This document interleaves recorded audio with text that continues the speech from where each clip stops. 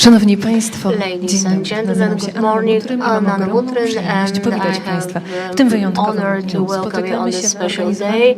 We meet here at the conference closing the program Environment, Energy and Climate Change, which implemented within the framework of the Norwegian and EEA funds. Our conference is bilingual, and please. Język polski będą mogli Państwo odbierać na kanale pierwszym, język angielski na kanale drugim. Widzowie online będą mogli skorzystać z dwóch transmisji. Linki otrzymali Państwo w mailu. W zależności od tego, którą wersję językową Państwo preferują, prosimy o kliknięcie odpowiedniego linku. Please kindly click on the link that is leading you to the appropriate version in Polish or in English if you are joining us online and you'd wish to receive the simultaneous interpretation to Polish or to English, as our day will be held bilingually. Szanowni Państwo, Ministerstwo we współpracy z Narodowym Funduszem Ochrony Środowiska i Gospodarki Wodnej już po raz trzeci pełniło funkcję operatora programu klimatycznego, programu, którego celem było złagodzenie zmian klimatycznych, ale także zmniejszenie wrażliwości na zmianę klimatu. Ten program był największym z programów spośród trzeciej edycji funduszy norweskich i EOG, nie tylko w Polsce, ale i w całej Europie. W imieniu pana Krzysztofa Bolesty, sekretarza stanu w Ministerstwie Klimatu i Środowiska, gospodarza tego wydarzenia, chciałabym powitać Jego Ekscelencję Øystein Abø, ambasadora Królestwa Norwegii w Polsce, Jego Ekscelencję Fredrika Jonssona, ambasadora Islandii w Polsce. Witam serdecznie. Jest z nami pan Kjetil Lund, dyrektor generalny, Norweska Dyrekcja Zasobów Wodnych i Energii. Witam również serdecznie prezeskę Narodowego Funduszu Ochrony Środowiska i Gospodarki Wodnej, czyli współoperatora programu, panią Dorotę Zawadzką-Stępniak. Bardzo serdecznie, szczególnie chciałabym powitać. I would especially like to welcome the persons representing and also the NGOs and also other operators and beneficiaries implementing the programs, and also the national point or contact point. And I would like to welcome also those for the online, our viewers from the online transmission. So today's conference will be devoted to summarize the results of the program and presenting the effects of projects implemented within its framework, what lessons we can learn from these projects. During this event, with invited guests, we will consider what conclusions, experiences were drawn from the implementation of the program. We'll also look at how cities that received funding from the EU funds benefited and how to effectively approach raising ecological awareness in society. So those cities which were financed from EU funds benefited from the program, and you will learn what were the benefits gained, and also about raising our awareness. So this will be in the further part of today's conference. But before we actually move on to the opening speeches of the conference, it is worth pausing for a moment to consider the recent events that took place in southern Poland and in many other places in Europe, which are closely linked to the elements of our program. This is yet another serious flood in the last 30 years, and these climatic issues show every day how important the topics are. One of the goals of the program was to prepare for extreme weather phenomena, which unfortunately we have to face more and more often. It is impossible to ignore the fact that the element also affected the towns where the projects were implemented as part of the program. programu. Na szczęście wiele Many solutions developed by the beneficiaries proved effective in the extreme tests. stanie dźwignąć that wielkie wyzwanie. Some of the investments were destroyed due to the force of the element. Representatives of the Ministry of Climate and Environment and the National Fund for Environmental Protection and Water Management remain in contact with the beneficiaries so that they can provide support wherever possible.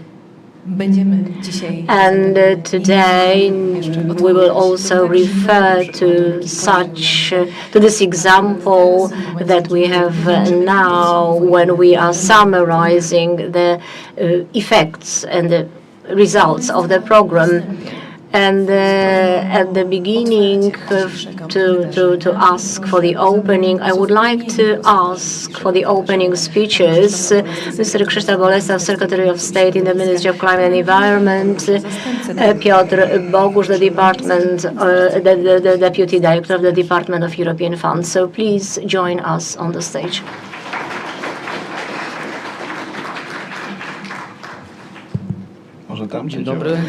Good morning. I would like to apologize for Mr. Minister who is not with us, but he had some obligations to fulfill, some duties. But I will read the letter that I addressed to you, ladies and gentlemen, your excellencies and dear guests. I have a pleasure to welcome all of you and our online viewers on today's conference summarizing the program Environment, Energy and Climate Change within the European Economic Area for years 2014-2021.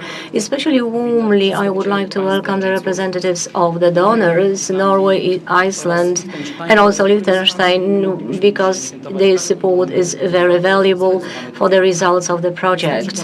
And I am fully convinced that today's event will allow you not only to learn the benefits of the program, but also inspire you for the further action in the area of the climatic adaptation and also increasing the energy efficiency. Thanks to the support from the donor countries, from Norway, Iceland and Liechtenstein, we realized over 100 projects which contributed to increasing the ecological awareness and also modernizing infrastructure and supported over 100 schools and improved the natural environment.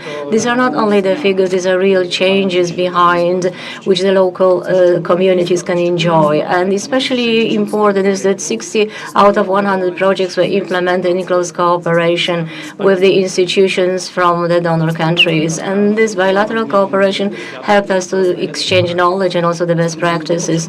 I am fully convinced that despite the fact that the program has ended, this dialogue will be continued, contributing to the future cooperation. And the program itself has been realized in cooperation with the key institutions from Norway and Iceland, Liechtenstein, like the Environmental Agency and also the Agency for Water Resources and also the Agency for Energy from Iceland. And I would like to thank you all, the representatives of all of these institutions who were fully involved in the support within the framework of the program. And we have also, you have to mention the unique nature of the program, which included a wide range of stakeholders, the local communities, municipalities, and local government. Also, there were pilot programs, innovative pilot programs introduced regarding the looped economy. And also, it showed how important the topics tackled are, and also it convinced us that we are orientating to the right direction in favor of our environment. And I would like to also mention that the realization of this program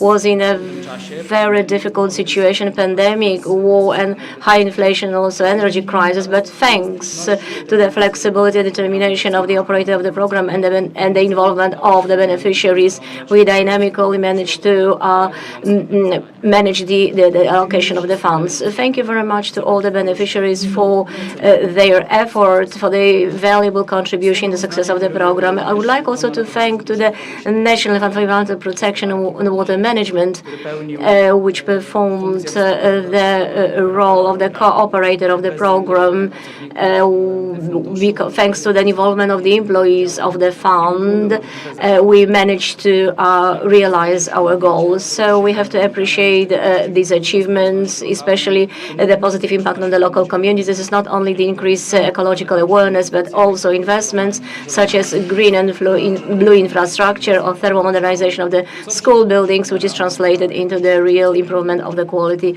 in everyday life. And at the end, I would like also to thank to all the involved parties in the realization of the program, and I hope and I count on further fruitful cooperation. Thank you very much for your attention. Bardzo serdecznie dziękuję. Thank you very much. Now I would like to ask Istanbul, Ambassador of the Kingdom of Norway to Poland, to take the floor.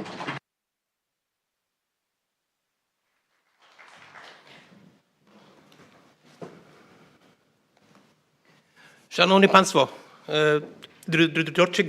dear friends, it's indeed a pleasure to be here today for this closing conference. And looking back at the work we have done over the past 7 years, I believe we all have good reasons to be more than satisfied. The hard work and the successful cooperation between Polish, Norwegian and Icelandic partners in the areas of energy efficiency, climate change mitigation and environmental protection have yielded fantastic results. And I must say, representing Norway in Poland, I'm really both proud and pleased that the EEA Norway grants have been able to contribute to this important work. We're all faced with the global environmental challenges. In Poland and the neighboring countries, we are currently witnessing the grim effects of a changing climate. The massive flood disaster has hit southwestern Poland and other Central European countries, causing dramatic and devastating consequences for the people who live there. I believe the thoughts of all of us goes to those who have been affected. And Norway too has over the last few years been affected by severe floods. One of our Norwegian guests today, who you will hear from later, the Director General Kjetil Lund of the Norwegian Water Resources and Energy, the Directorate, the NVA in Norwegian, has been very much hands-on in working to prevent floods and landslides, and also brings with him a vast experience in managing water and energy resources. Thank you for coming. And I believe that both he and you all would agree with me that we need to work even harder to achieve the international targets we have set ourselves to reduce global warming. Norway has ambitious goals for both climate action and the green transition, and for strengthening energy security in Europe. The Green Alliance signed between Norway and the EU will facilitate the creation of future green jobs both in Poland and in Norway. The EEA Norway grants, which is all about today, are an expression of Norway's and other partners' shared solidarity and responsibility for Europe, for Europe's future. This year, we're celebrating 20 years of cooperation under the grants. Throughout these years, we have witnessed thousands of projects carried out all over Poland, and each of these projects have been important building blocks in forging Norwegian-Polish relations, partnerships, and also friendships. A main priority during the current term has been green transition, switching from coal into cogeneration units based only on renewable energy sources or gas. And the results of our work has made it possible to achieve significant energy savings per year. They have proven applicable in industry and power generation plants, in thermal modernization of school buildings, in modernization of municipal district heating infrastructure, and in construction of installation for production of fuel from biomass or agricultural waste. The EEA Norway grants have been used to carry out pilot projects promoting new technologies and innovation in key areas of renewable energy, including hydropower and geothermal energy. We've also supported municipalities in their efforts to mitigate and adapt to climate change. Taken together, all these projects have made considerable contributions towards building a climate neutral economy and also reducing CO2 emissions. In this work, we've all seen the value of close cooperation. We need to cooperate to research. We need to cooperate on investments, but these investments are not costs. They must be seen as necessary for the future safeguarding of our societies, economies and businesses, and not least for the safety of our citizens. We need to see all of this in a European and global context. And this is where the EEA Norway grants come in. Our key institutions, experts and NGOs have been working closely together. NVE, also the Norwegian Environment Agency, the Icelandic Orkustofnun, and the Polish Ministry of Climate have been exchanging expertise and sharing knowledge on how to best address and promote the green transition, which will continue to be a top priority also in the next edition of the grant. No doubt, we must continue our close collaboration to take this important work further. In concluding, several environmental and energy projects have just come to an end. MOU negotiations for the fourth financial period will soon commence with an allocation of 925 million euros to Poland. The Blue Book, which is outlining priorities and program areas for the next funding period, is currently on public consultation until 18 October. And I will avail myself of this opportunity today to personally encourage you all to submit your inputs and help us refine our priorities and our programs. On that note, I thank you for your attention and also for your hard work, and I wish you the best of luck with today's conference. Dziękuję za uwagę. Bardzo serdecznie dziękujemy. Teraz Thank you very much. Now I would like to ask Excellency Fredrik Jansson.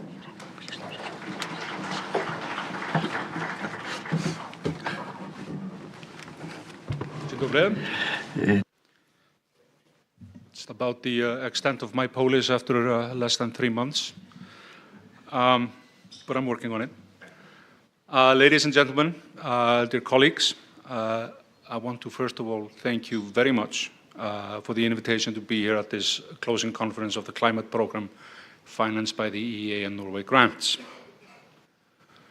Iceland, together with our friends from Norway and Liechtenstein, is proud to participate in the changes and progress taking place in Poland thanks to our cooperation. And I am deeply grateful to our colleagues from the Ministry of Climate and Environment for the exemplary and fruitful cooperation in recent years. And I would like to use this opportunity to thank, well, really everyone involved in the implementation of these programs. The list is long, so I will spare you the readout of the entire list. I would say that the cooperation between Poland and Iceland within this framework of the grants is particularly marked by care for climate and energy security, particularly important in these days. And the primary example is cooperation in the field of geothermal energy between the Mineral and Energy Economic Research Institute of the Polish Academy of Sciences and Orkustofnun, as my colleague mentioned here before. And going forward, I am optimistic that we will continue on a rewarding path of joint actions that will contribute in a meaningful way to climate protection and the further development of green energy resources. I thank you for your attention.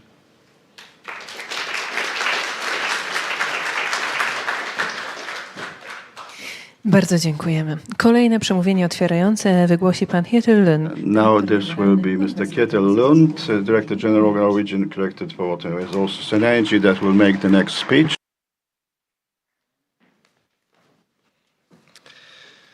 Ambassadors, directors, distinguished guests, ladies and gentlemen, dzień dobry. As the ambassador pointed out, I'm the head of the Norwegian Water Resources and Energy Directorate, and our responsibilities cover both energy efficiency, energy transition, as well as climate change adaptation and flood protection.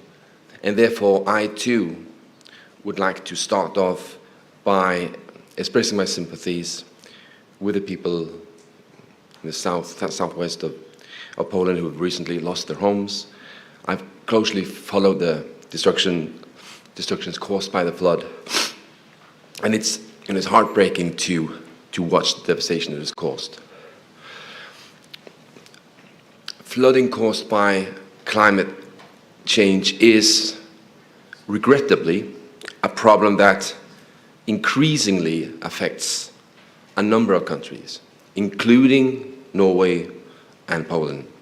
Only 2 days ago, I visited a rural area of my country, of Norway, visiting a flood protection facility in a village that was hard hit by flooding and partly destructed in 2018. So in my country, we will have to invest more, it seems to me much more, in climate change adaptation measures and protection infrastructure in the years and decades ahead. And it seems to me that that is also a challenge that we both share. The Norwegian Water Resources and Energy Directorate is proud to be a partner in the Polish Environment, Climate and Energy Program.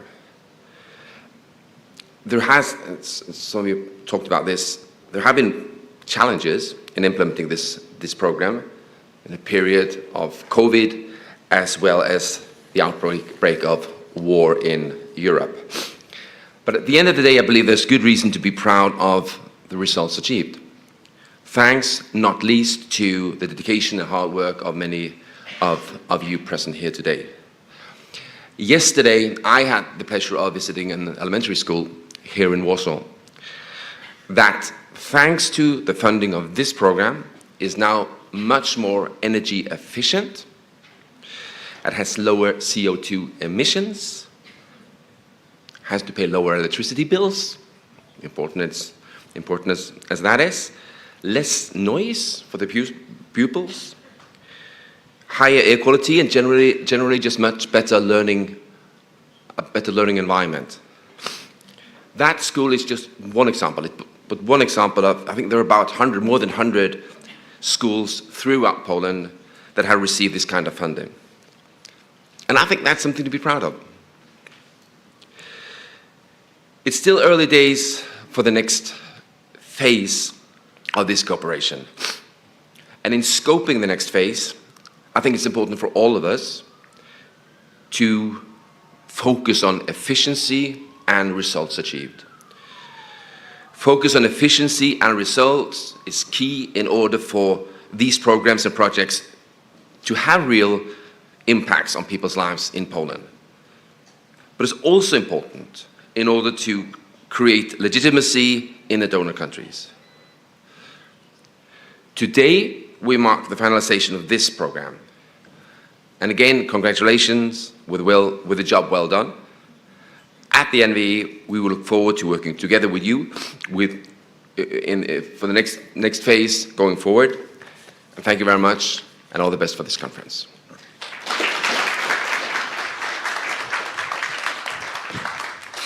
Bardzo serdecznie dziękujemy. O wygłoszenie ostatniego Thank you very much. After the last, and then now the last opening speech.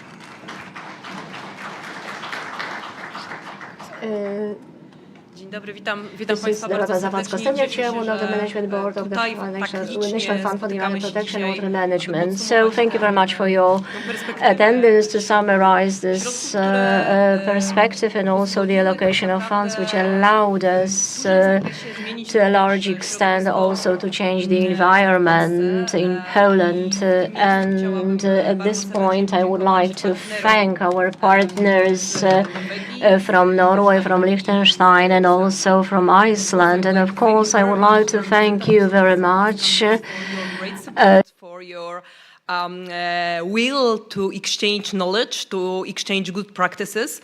And I really believe that the exchange of knowledge, exchange of good practices is always a key value for the country like Poland, where we have still a lot to be done in terms of green transformation. Proszę Państwa, Program Środowisko, Energia i Zmiany. The program Energy, Environment and Climate Change introduced in this perspective. This is the biggest program in the history of all of these grants, 163 million euro. And we, as the National Fund for the Environment and Water Management, we also added our funds to the realization of these projects. This is 175 million zloty. I'm talking about these two digits because it shows the scale of the project, also the scale of challenges that we faced.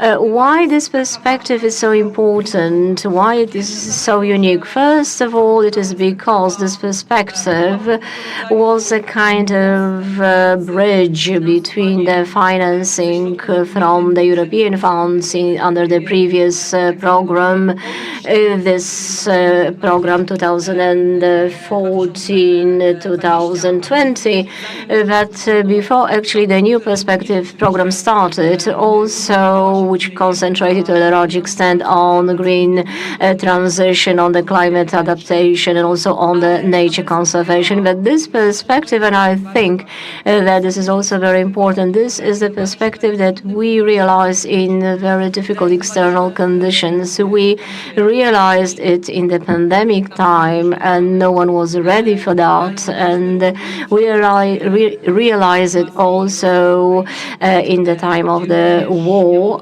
in Ukraine, which also impacted the supply chains and realization as such of those projects. But also that time when our economy and also the representatives of our government took decisions regarding the choosing of the right direction for the public policy towards the green transformation.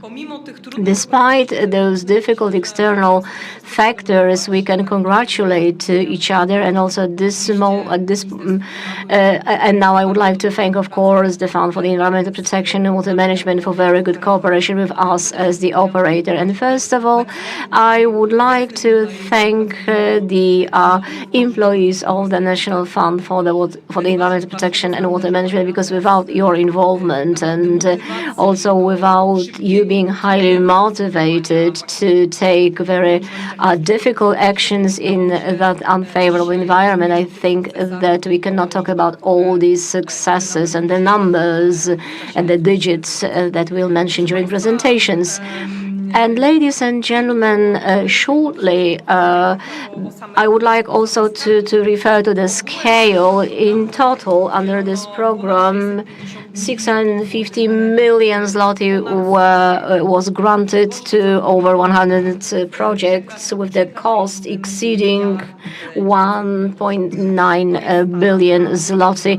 This is this huge scale, and in the call for this blue and green infrastructure, the positive opinion was given to 50 applications, and this is 210 for the thermalization of schools, realized in 33 projects for over 700 million zloty. So all these projects allowed us to a large extent to achieve the positive ecological and climatic goals. And my institution, the National Fund for the Environmental Protection and Water Management, is not a financial institution, so all our activities are channeled to reaching the ecological effect. And this is the essence of our cooperation. So this cooperation is actually compliant with our vision that for over 35 years has been with us and supporting those projects. So we reduced the reduction of 100,000 tons per year, and also the improvement of the nature environment on 16,000 hectares. So this also shows the scale of our activities that we achieved. And finalizing my statement, I would like to say that I'm very happy that we have this meeting, and during the coffee break also we'll have another chance to talk about it. And I would like to emphasize that all these activities under this program, in this perspective, they are even more important, taking into account that we face such challenges over the recent weeks, the flooding, but also the earlier abnormal weather spells that we have, the more than average high temperatures in Europe over the 100 years. So it shows that the projects which are orientated to have energy efficiency, then the adaptations to climate, and then to adapt to such changes which are inevitable and unchangeable. So that this all in the context of what we can see for over 2 weeks, and I myself even a witness, because taking into account the support programs that the National Fund created for the flooding, that these programs that we are realizing within the framework of the funds, that they are wanted and that they bring tangible effects in such abnormal situations. So thank you very much to the donor countries for their support, and I hope and I know that there will be the further fruitful cooperation with you, but also with the Ministry of Climate and Environment. And I am also at your service during the a coffee break to share with you our good practices within the projects realized. Thank you very much. Thank you very much. The 30th of April 30th this year is the original deadline for completing projects in the program as a result of the unprecedented difficulties related to the COVID pandemic, war abroad, and inflation. That is what we've heard in the introductory word. The possibility of using the so-called flexibility mechanisms was introduced, which, if certain conditions were met, allowed project activities to be completed after this deadline. And despite those difficulties and despite all of that, we completed a lot of investments which can prove to be success. And the most important benefits will be delivered by Mr. Bogusz, who for the second Deputy Director of the Department of European Funds in the Ministry of Climate and Environment, was responsible for the implementation of activities within the framework of the Norwegian and EEA funds by the ministry. Well, Madam President has told all the things that I planned to present in my presentation, so my job is easier this time.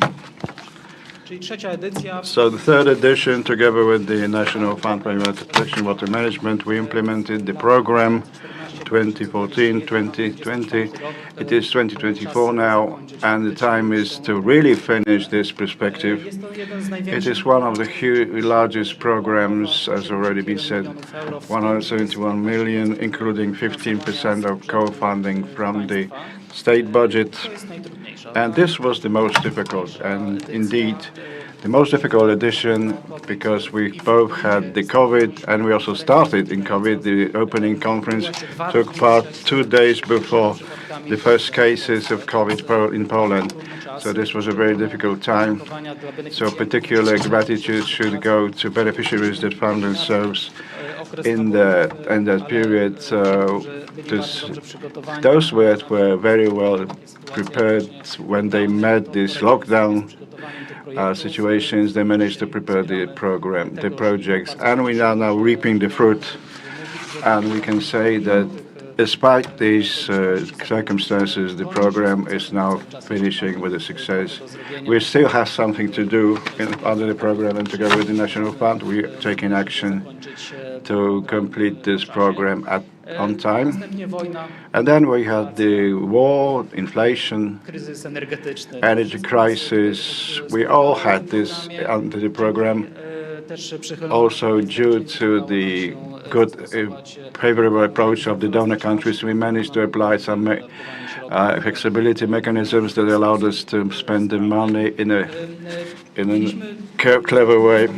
So we had some basic information. There were 3 areas: environment, climate, and energy. And in all of these areas, we implemented more than 100 projects. We also had competition-based and also predefined projects, each for each area, and also the bilateral cooperation fund that contributed to some additional initiatives designed to strengthen the cooperation between Poland and the donor countries. 11 calls for tenders, free competitions, predefined, and also those under the cooperation fund. And the first area, this slide shows the predefined projects. Because we have a little time, I'll try to go through them quickly. Just looking at this information. So Adam Mickiewicz University implemented projects related to mapping ecosystems, General Inspectorate for Environmental Protection, and once again implemented projects with the success under this perspective, for example, to strengthen the system for measuring weather definitions, and also atmospheric deposition in Poland, based on Norwegian experiences, and also the Institute for Mineral Resources and Energy of the Polish Academy of Sciences implemented a project to support this capacity building for key interested parties in geothermal energy area, in the areas in Poland where there are geothermal energy sources that can be tapped. And this is a slide that shows the basic information about the environment area, from which that's why we are here, because the Ministry of Environment initially started to carry out its work as an operator. Then it was extended with the climate and energy areas, but environment was close to our heart, and it was at the center of our actions of our ministry. 13 projects worth about 15 million euro were implemented, and the management, ecosystem management, and also combating invasive species. These were the activities on which we focused. Also, there was the small grants fund that was just to non-governmental organizations, only to increase their capacity in the area of wave. Some photographs from our library and those library of beneficiaries. This presentation looks very nice in those areas where we have the most effects. In each of these areas, we have a package of such photos. We also worked in the climate mitigation in the area of climate. First of all, we focused on green and blue infrastructure in towns and cities. The primary initial amount was less, but because we applied these flexibility mechanisms and we managed to save something in the energy area, we could implement 31 projects. Anyway, in this area, we experienced a large success. We also have information that also indicates of areas where there was a flood. Some of these activities proved successful and survived. And in local communities, this was evidence to the fact that it is worthwhile to change our environment. And also yesterday, I can see Deputy Mayor of Grodzik Mazowiecki. We managed to visit one of these projects where we were shown how indeed these activities are following the removal of concrete cover in towns. what is the look now. These are really activities that deserve to be carried out, and more of them should be welcomed. And we hope that the donor countries would agree with this, that this should be something that we should cooperate on. And also there are areas about schools. This is one element that we'd like to check. This activity is also a result with other countries, donor countries, with the beneficiary countries. Also, the Czechia inspired us with small school-based projects. It's a good example of projects where we combine infrastructure, small infrastructure, and also environmental awareness raising. As regards the awareness of parents, teachers, and parents learning how to plan the development of the environment. Also, we didn't also have the circular economy. There were some innovative projects where we managed to implement in this area, and it seemed that there's still material here when we plan the next perspective. So from here we could draw knowledge on which activities would be purposeful and effective. Some pictures, small elements of infrastructure here, and also energy efficiency in the renewable energy area. It also included determination of schools, and the representative of the Norwegian Energy Agency also said that we visited yesterday a school, 312. We greet the principal very warmly, and it showed that the contact between the donors and also the persons that benefit from these projects is very good idea, because their involvement also motivates us to work better, because from behind our desks, we do not see the effect of many activities that we carry out, and when we see the effects, our motivation grows. And also, apart from deep thermalization of schools, with a huge extent, because with more than 100 schools thermally retrofitting as part of these works, we also had pre-industrial coordination, and we had the largest number of projects because of the situation in Ukraine and also the energy crisis. And these savings were used to increase the allocation to the green and blue infrastructure in towns, and also those school-related initiatives. So we doubled the number of projects that we could finance.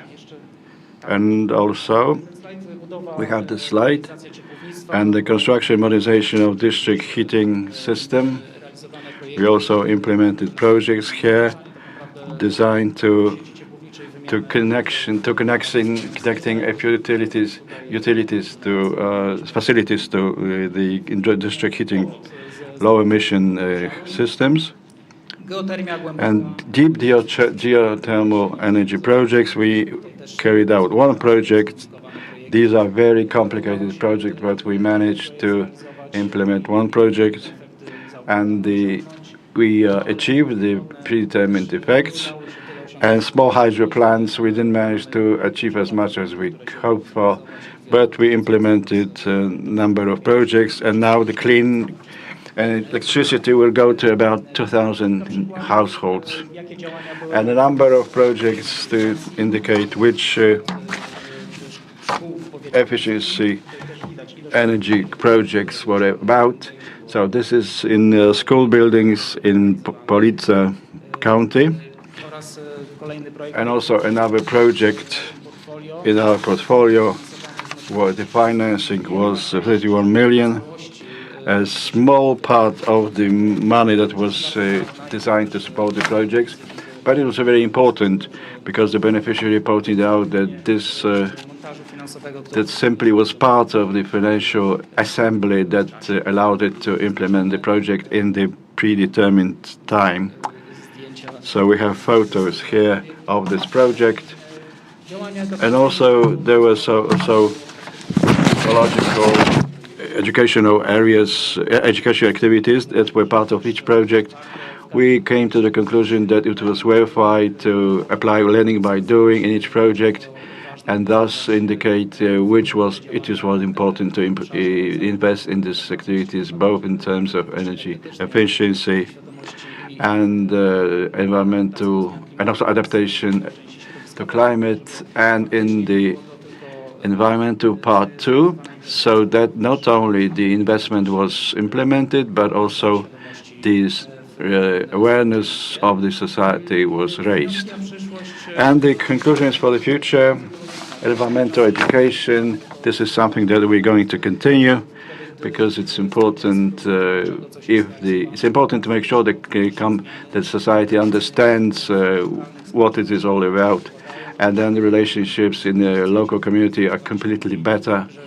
And beneficiaries said that it was worthwhile to involve the local community, but without raising the awareness, it wouldn't be possible. Also, adaptation to climate change and energy efficiency will still continue to be within the interest of the ministry. Perhaps we'll come to an agreement with the donor countries on continuation. So we would like to integrate some areas so that the added value would be greater as a result. And there was mention of the new phase. Please look at our website. It has information both about this perspective. There's a project database on projects implemented as part of this EEA program, and also those subject to consultations. You are invited to propose your ideas. And this is so much for me, I guess. Thank you very much. I hope you have made note of the most important things. Thank you. Dziękujemy bardzo serdecznie za to. Thank you very much for this summary. We will summarize further, and also with the participation of those who were involved in the projects, with the participation of our donor countries, because EEA grants are closely cooperating with Poland.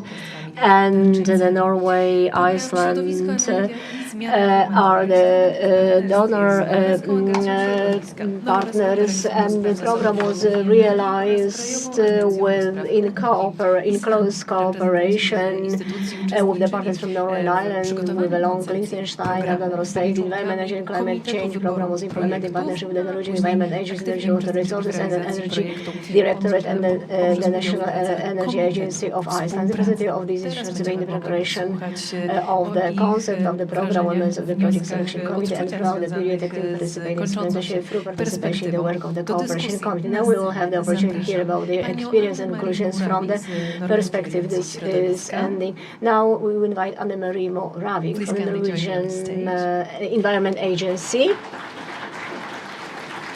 Mr. Michael Steinfeld from the Norwegian Directorate for Water Resources and Energy.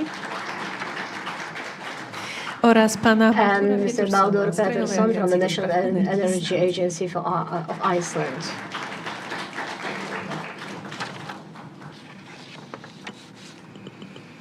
Proszę Państwa, rozpoczniemy. And we will start from some starting point and to initiate this discussion. So I would like to ask you about the achievement under the Environment, Energy and Climate Change program. Would you consider to be the greatest success, both in terms of substantive results and impact on local communities? And also what lessons can be learned from it for the future edition of the Norwegian and EEA fund. So maybe this will be the starting point for our discussion.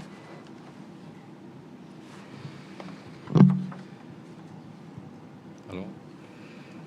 It's working? Yes. Thank you, and thank you for the invitation. It's an honor to be here in such a great program. It's also worth notifying that this is the biggest program within EEA grants, and it is quite unique because it is covering 3 key elements: energy, environment, and climate. And it was in the first time such program was merged, because before it was only energy. So it was quite an interesting step. Lessons from this can be done in many ways. One of these that, in my opinion, this is an excellent example of very good green transition procedures. And what is more, it is interesting to notify that many of the challenges that what we are facing today, big ones, climate and energy security, it is quite fit into this program and this focus. Why? Because many of these challenges we are facing in climate change, we have the solution in energy. For example, taking out coal with renewable energy that is declining CO2. And this will therefore great support to dealing with energy crisis and also the climate crisis. So it's a very powerful focus, and I think it's a very successful one. Taking, for example, that it is estimated with a quite accurate calculations that we will the CO2 will be around 600,000 tons less per year because of this. And in comparison, Iceland is on average, of course, Iceland is much smaller. The diminishing or less CO2 per year in relation to COP and all that is about 120,000. So this is 5 times more than we are doing in Iceland.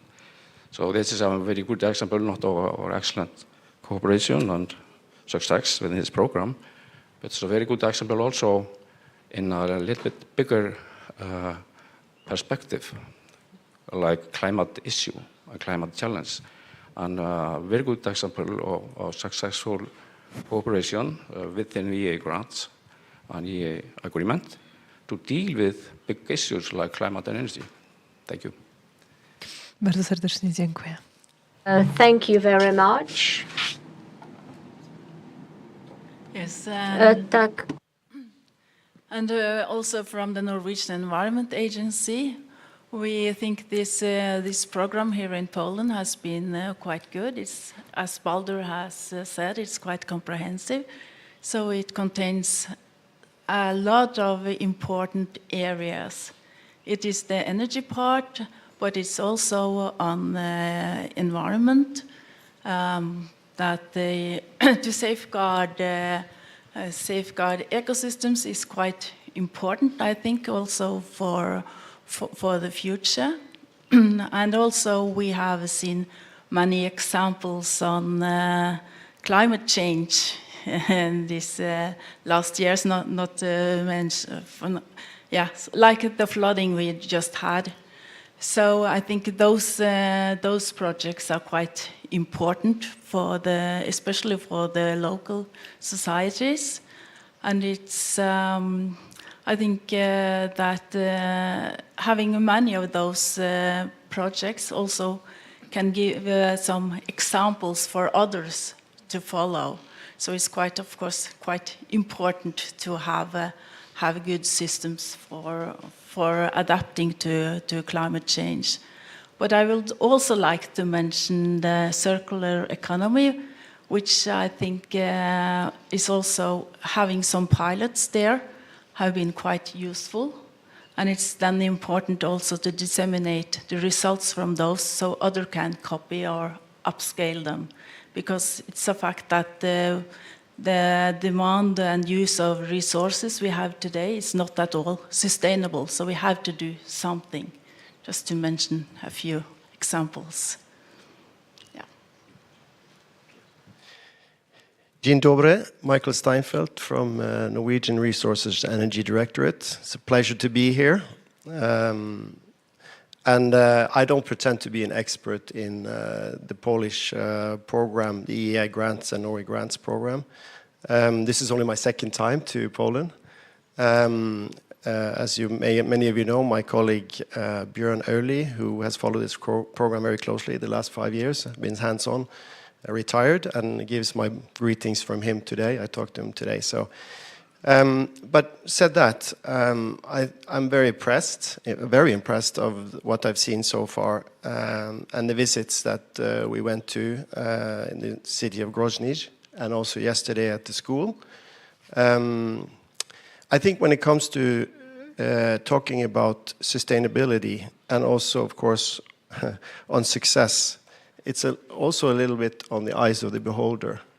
Because at least when it comes to renewable energy and the technical solutions that are available today are sometimes fairly complex and also requires a lot of cooperation on both between local municipalities, local authorities, and government and private sector. So sometimes it's a challenge. I think we all recognize that, and also I also feel that the Polish people and Polish culture is very closely to us in Norway.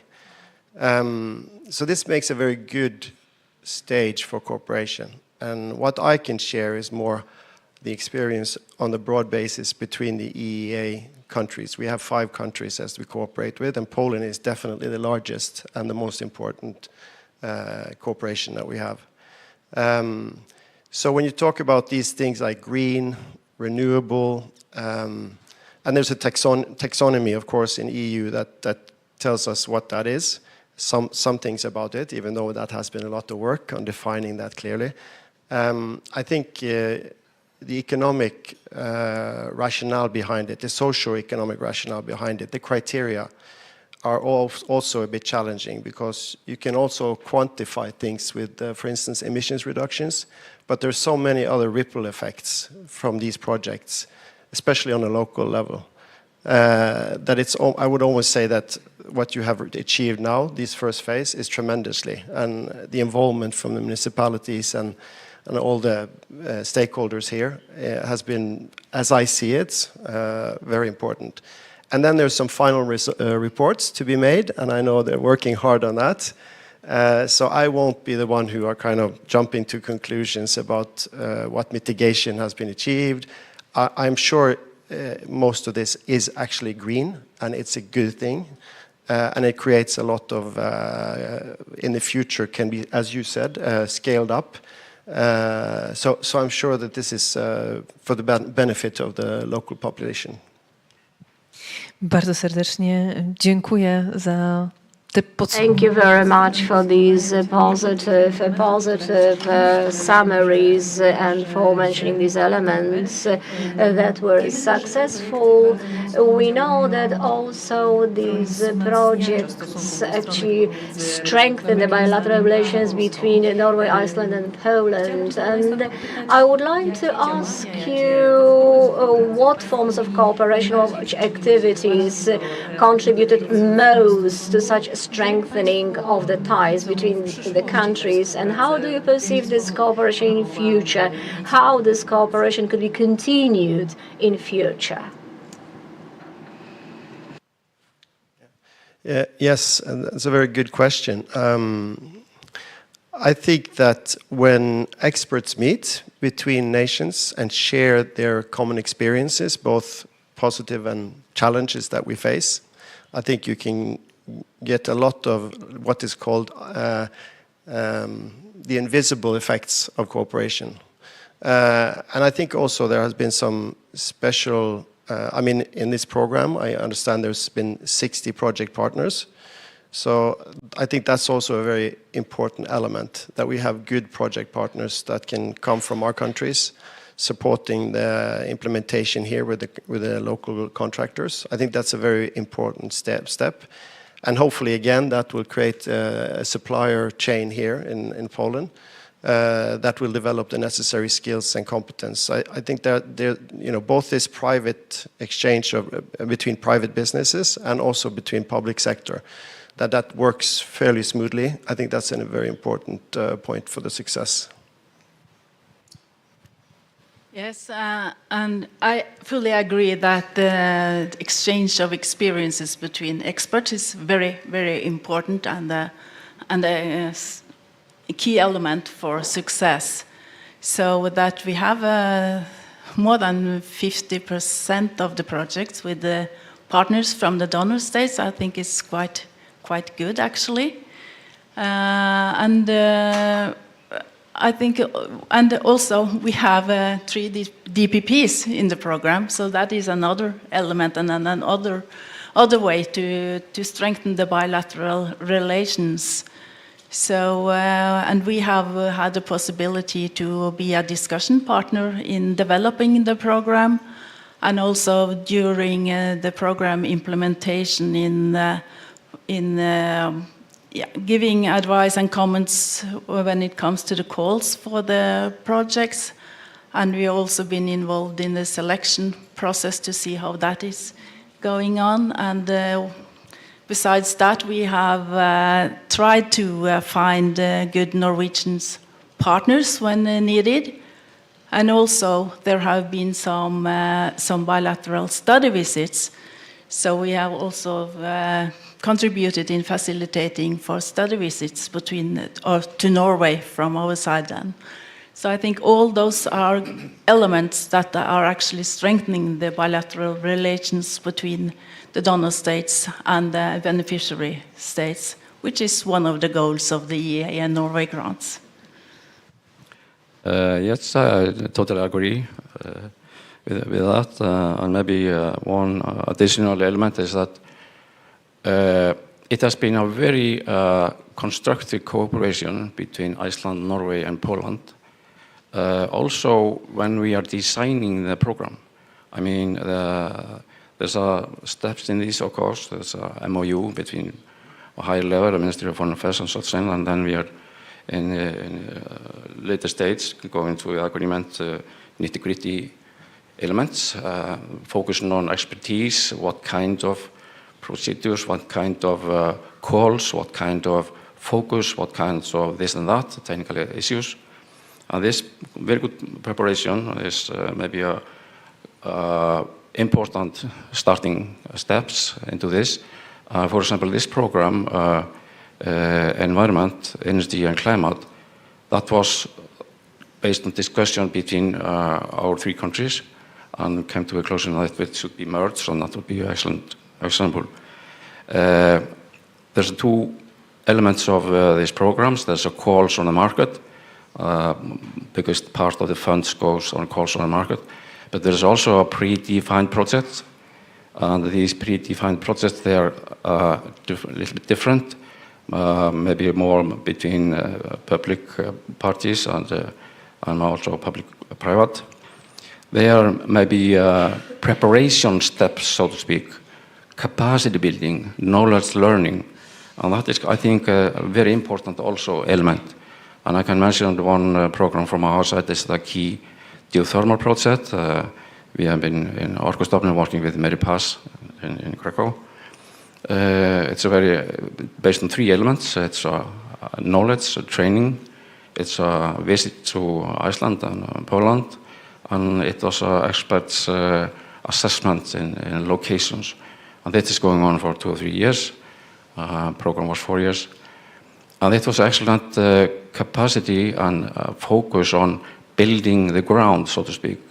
Tie public municipalities and partners in Iceland and Poland and also in Norway, because in geothermal is more as much in Norway as Iceland, because in these programs here we need shallow expertise, as Norway has, heat pumps, and we also need deep geothermal expertise like we have in Iceland. So this combination is excellent cooperation in, for example, the geothermal area. That is very good. But these predefined projects, they are very, I think, important also building the ground for more successful calls on the market. So.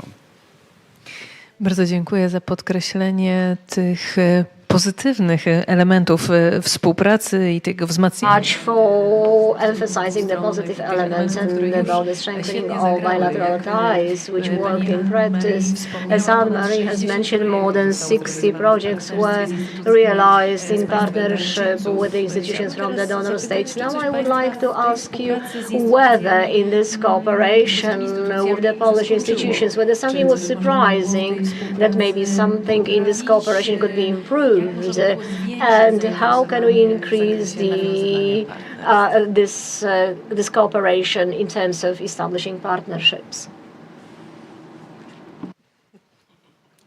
Yeah, Ladies first. Okay, thank you. Yeah, as I said, I think 60% is quite a good achievement. And what has been done to attract those partners is both direct contact, I think, based on previous experiences and previous partnerships. And I also know that the ministry had a list and they encouraged entities to sign up for that, so it will be easier for the project promoters to find partners. And as I mentioned, we have also assisted when needed. So yeah, I think that is they have already some tools that I can use in the future. So I think it's also important then to try to communicate and inform about the experiences, and actually I think that most of the partners will find that it's also beneficiary for them. So it goes both ways to try to communicate that, and that could maybe be a way to attract even more partners. Yeah, I agree. I also think it's commendable to Polish the operator here, the operator here, that they are able to be flexible, and that's also something that is put into the context of the program, because there are contingencies, there are things happening. COVID was one. Ukraine has been mentioned. There's a flood going on here, and people are affected badly. I'm sure that also is a challenge. We face some of the challenges with the climate change mitigation. So have flexibility, and I also seen that there's a copy of good practices between the countries. For instance, between Slovakia, between Bulgaria, that what works, and that you can actually change that around. So that was one of the things that actually I think improved this program's effect, because you can have then more schools that went through energy efficiency projects. So I think having this ability to be not too rigid, but based on learning between countries, I think there's a lot to gain from that in the future. Yeah, I totally agree with that. And maybe one more. It was mentioned that there's two crises coming in, the energy crisis and COVID and all that, and that was shaking a little bit up the program.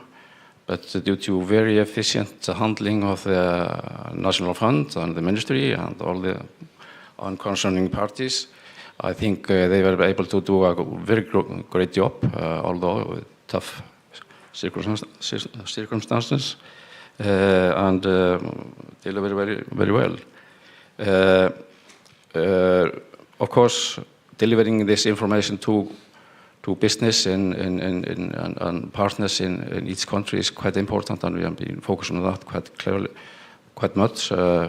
And if a kind of issue that we can maybe make better, if we go deeper in this operational issue, maybe institutional partners and so on, maybe it's a little bit about, if you're talking about improvement, it's important that the time we are spending on projects and all that are not too much in bureaucratic issue. I mean, too much reports, too much of that and too much of that.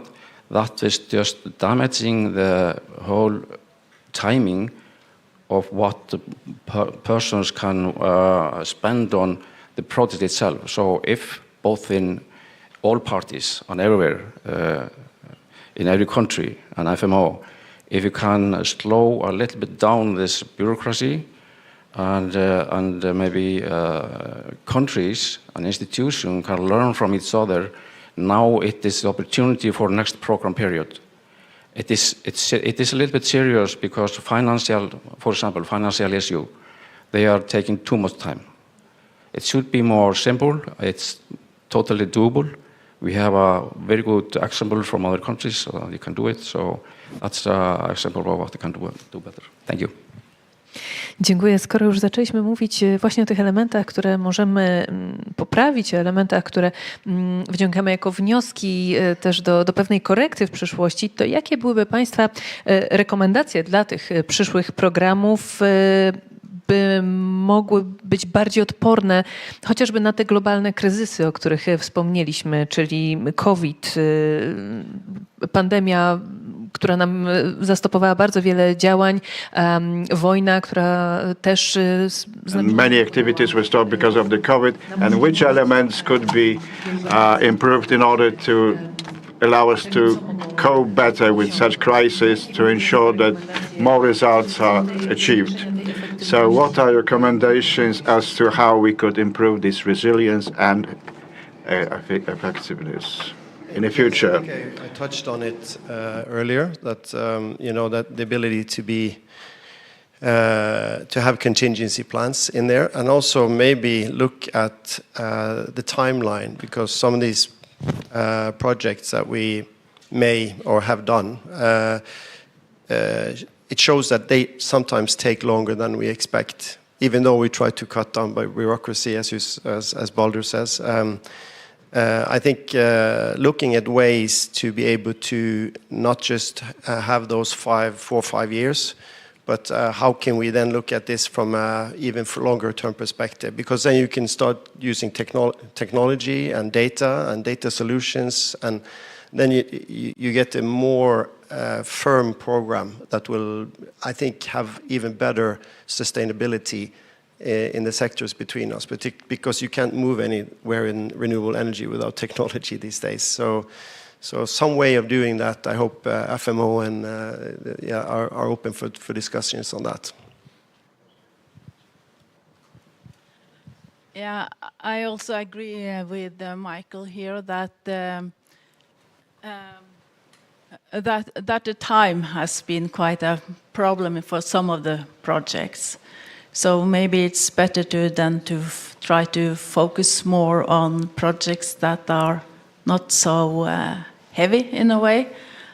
Maybe you could focus more on, in the first step, do more feasibility studies, plannings, and then maybe in the next step that you can implement those projects. So I think it's, you should maybe not be too ambitious in a way, trying to manage everything within 7 years, because it takes time to plan and implement a project. So, and another way is, of course, then to focus on more easier, smaller projects that are not so complicated to implement, and that are not so affected by technology issues. And but if you want to have a mix, I think you should not.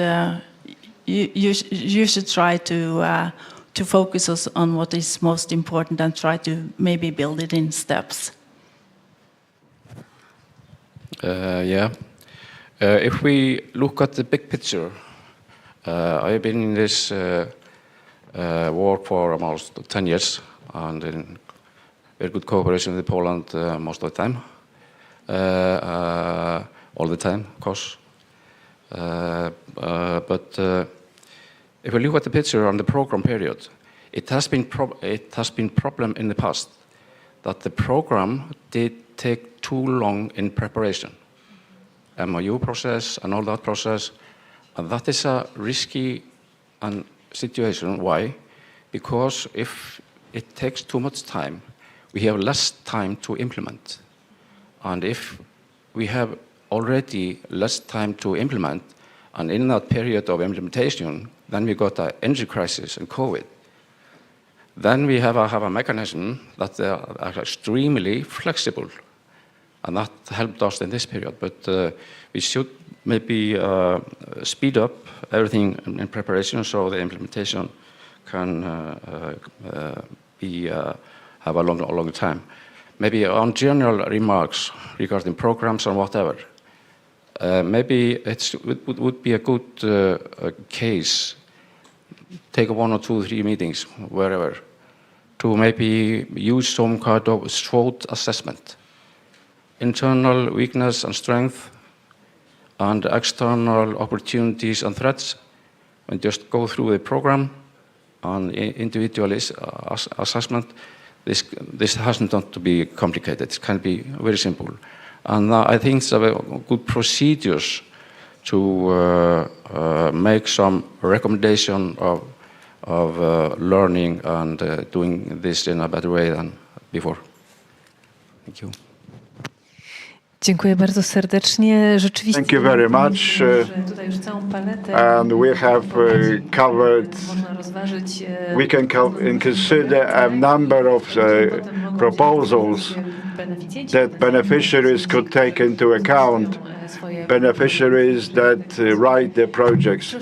For example, there was the statement that let's be less ambitious, looking at the possibilities of implementing within the time frame that we have, and also an analysis to check whether our ambitions will fall within this time frame. And of course, in these changing times, contingency plans should be there that would allow us to modify a given project, given ideas, depending on whether some additional risks emerge, perhaps that were not covered by the initial risk assessment. So thank you very much for sharing your conclusions with us, with your feelings, and we hope that exactly such a conversation and all this summing up activities, because some summaries are already only just being written, so we need to wait for their conclusions so that we can read these conclusions of this summing up to give us specific clues. But some of these elements can be implemented already now, and your discussion was very helpful in sketching out new ideas, new activities. Thank you very much. And now you have a coffee break, and we meet back again at 12:45. So I hope these online listeners will come back to us as well.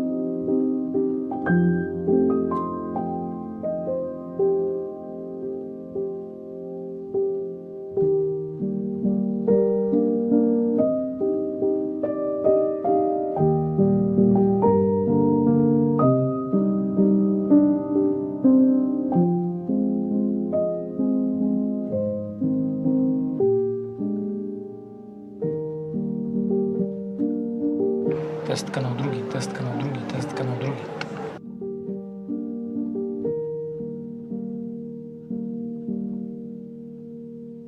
Test kanał drugi, test kanał drugi, test kanał drugi.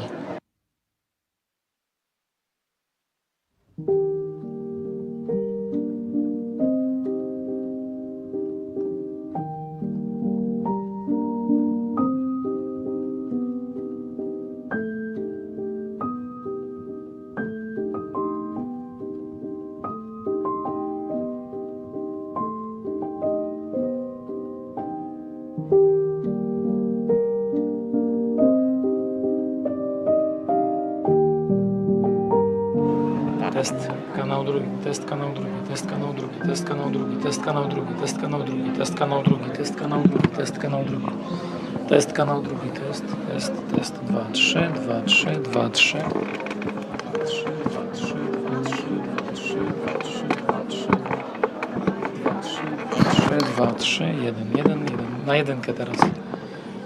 Na jedynkę, na jedynkę, na jedynkę, na jedynkę, na jedynkę test, na jedynkę.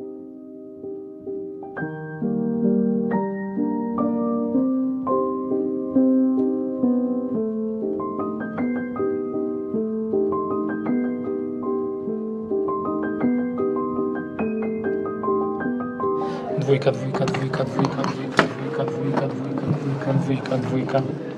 Test dwójka. Ja bym teraz nic nie robił. A co teraz przestawiasz? 1, 2, 3. Test kanał drugi, test kanał drugi. Test kanał drugi, test kanał drugi. 1, 2, 3, 1, 2, 3. 2, 2, 2. Jeszcze raz jedynka.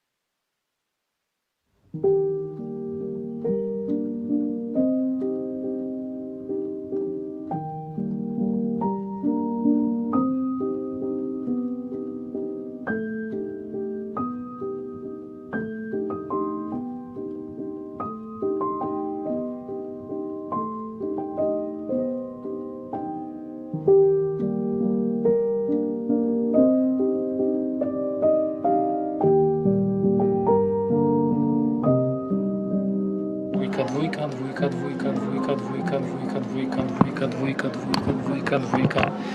W razie czego zostaje to w tym.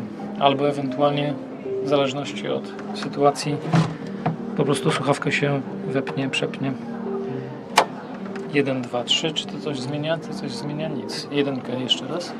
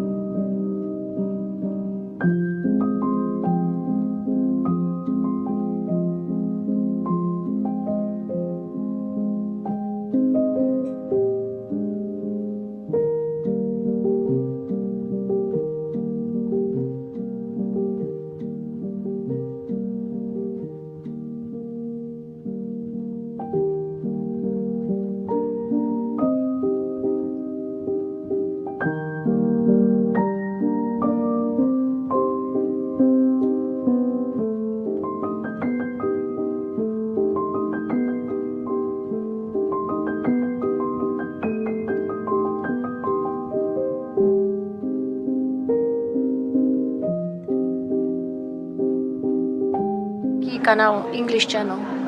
Dobra.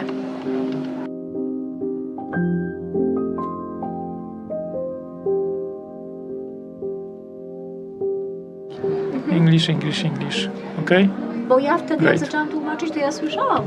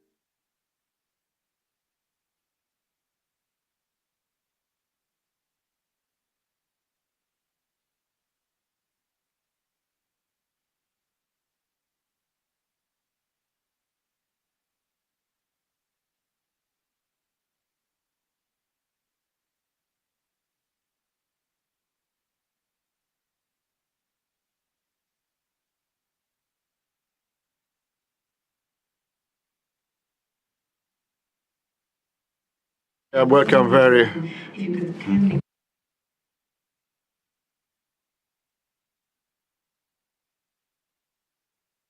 Also starting the second part of our live streaming. Okay.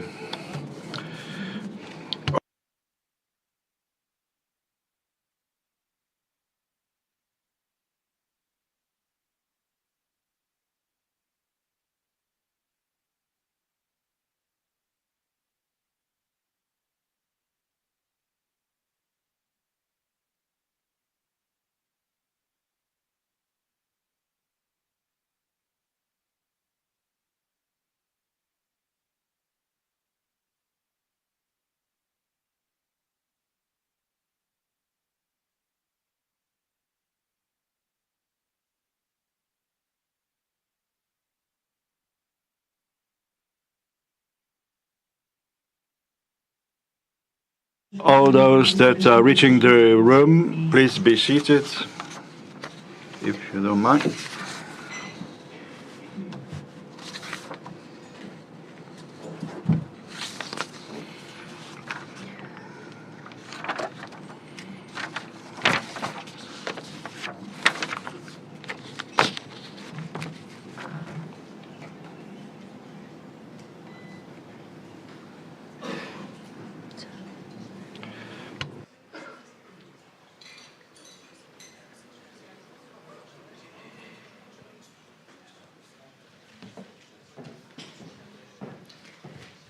Szanowni Państwo, witamy w drugiej części. Ladies and gentlemen,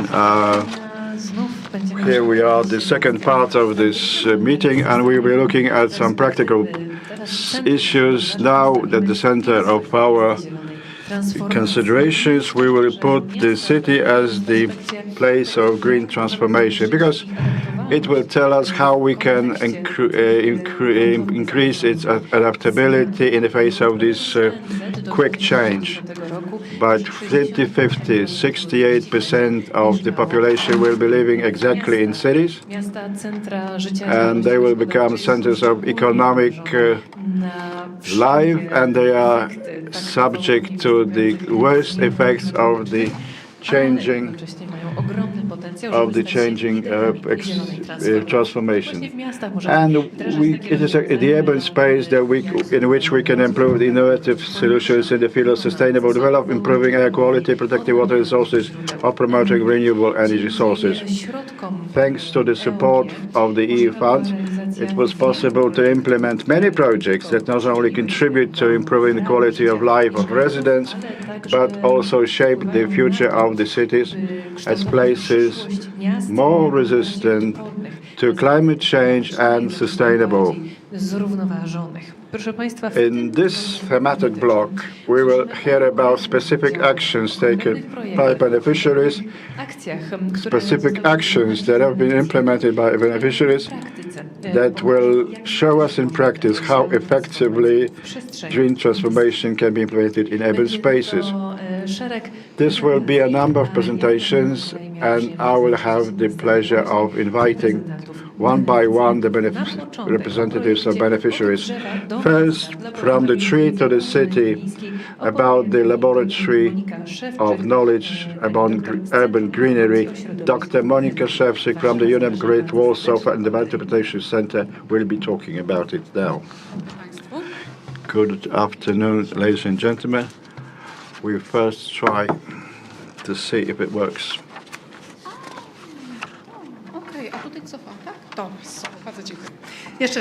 So, good afternoon, ladies and gentlemen. My name is Monika Szewczyk. I represent UNEP Great Warsaw. I would like to tell you about this project from the tree to the city. It is a laboratory of knowledge about urban greenery.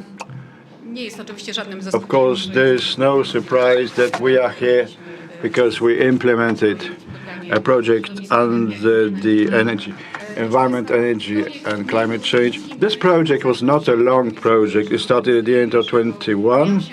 It was expected to end in June 23, but it was a bit longer because of the pandemic. We implemented a project of a consortium of three partners.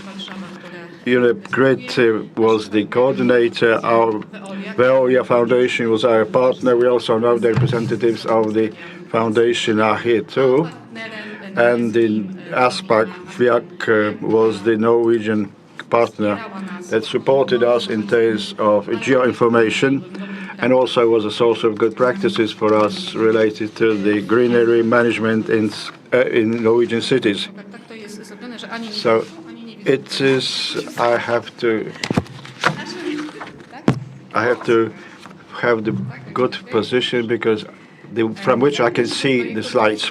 So the purpose of our project was to change the way in which the trees in urban space are perceived. So it was dedicated on the one hand to the managers of cities, and also dedicated to youngsters from schools and inhabitants of particular cities. We decided that it was a good time to start this project because the number of green areas in Polish cities is changing slightly, and then fewer trees are planted than cut. So I thought it was a good time to look at the awareness, and we had a different approach. So it's not so that this was the first campaign that was addressing how the trees were treated in cities. This is not some secret knowledge that would be kept by scientists and the drawers. But we said that there was something wrong with the message because many of these campaigns were not effective in terms of the expected results. We found that from the point of view of people that took care of trees generated costs. We have some tables.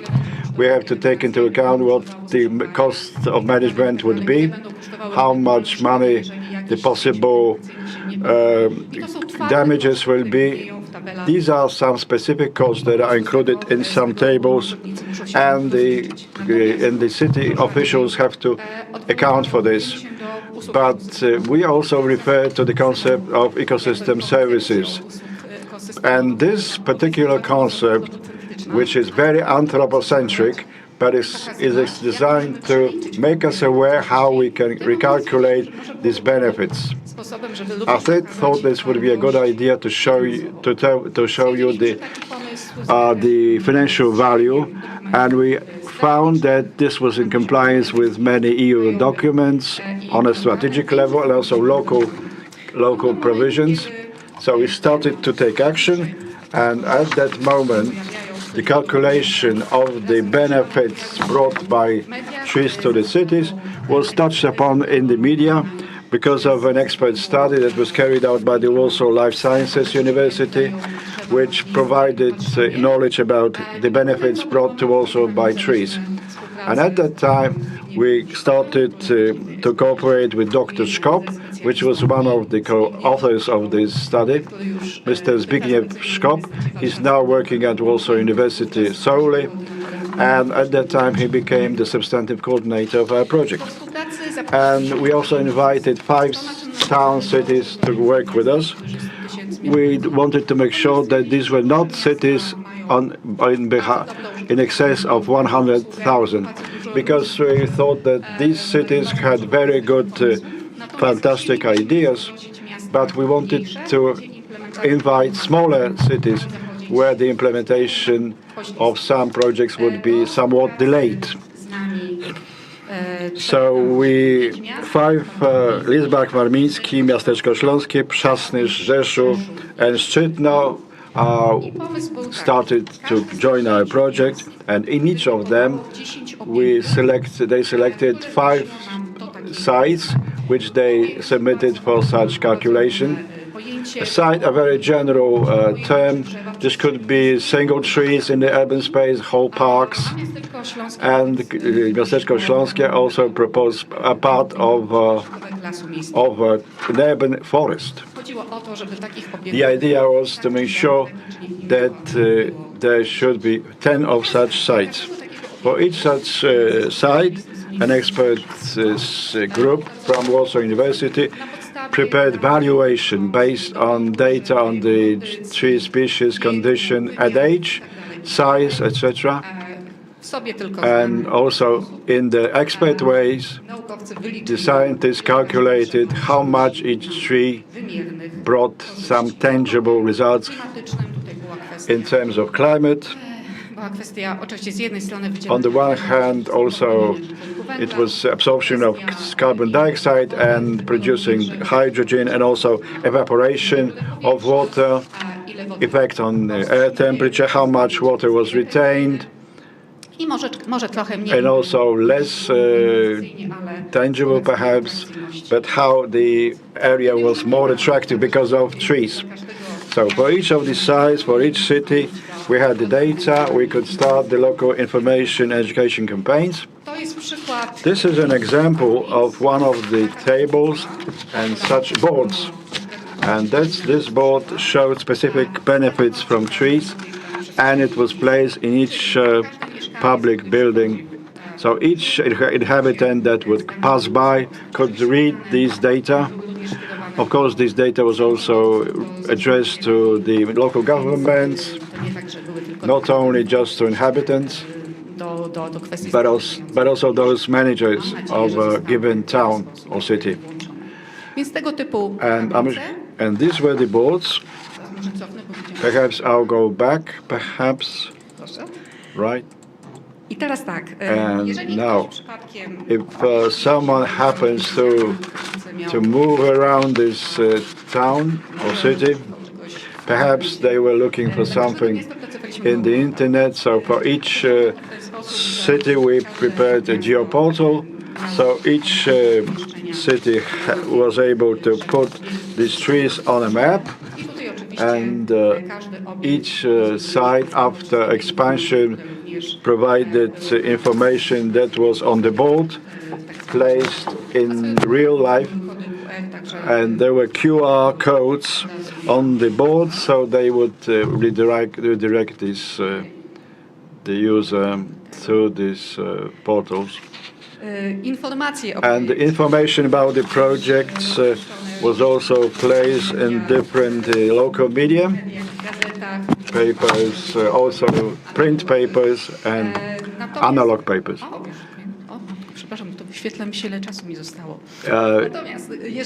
And if someone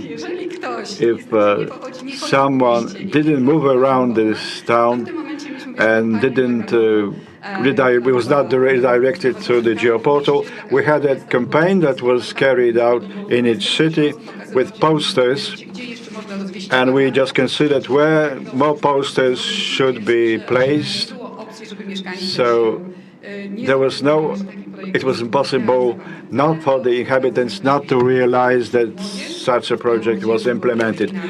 Also, we had webinars for young people, one for each city, and the idea was that at least 250 persons should be addressed using these webinars.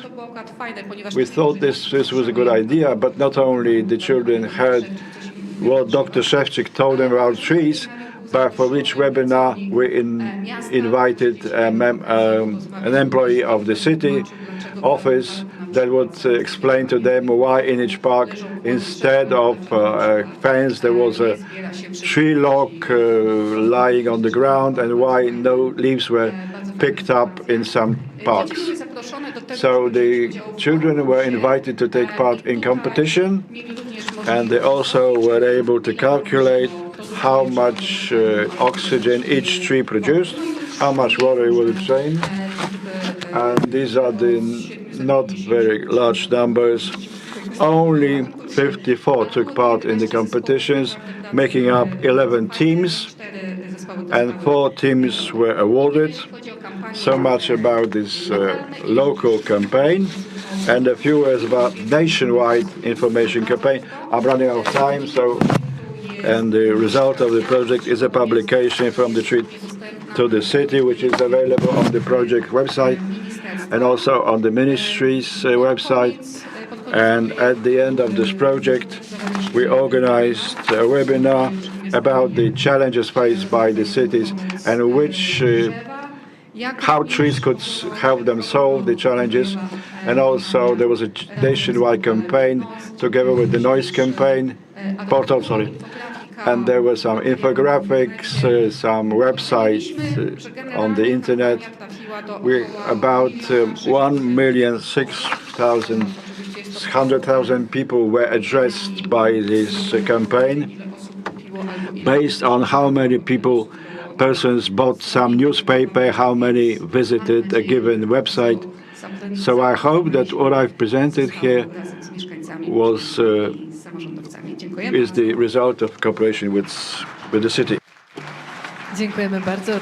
Thank you very much, and also we hope we cherish the same hope, and then we go to the next presentation. This is the project, this is the urban ecosystems of the river valleys, and this is Ilona Goskmenci, director of the St. Jimin Foundation. We talk about the project Urban River Valley Ecosystems, the potential of ecosystem service in the face of anthropogenic climate change. So we have the presentation.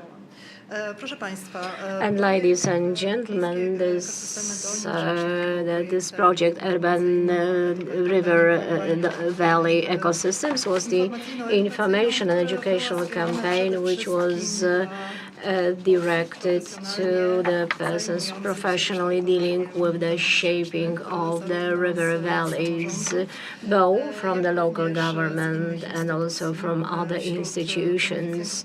And among the beneficiaries of our project were mainly the local governmental officials and also from outside the local government, and also the employees of the Polish waters, the academia, and all of those who have an impact on how the river valleys could be shaped in the urban areas.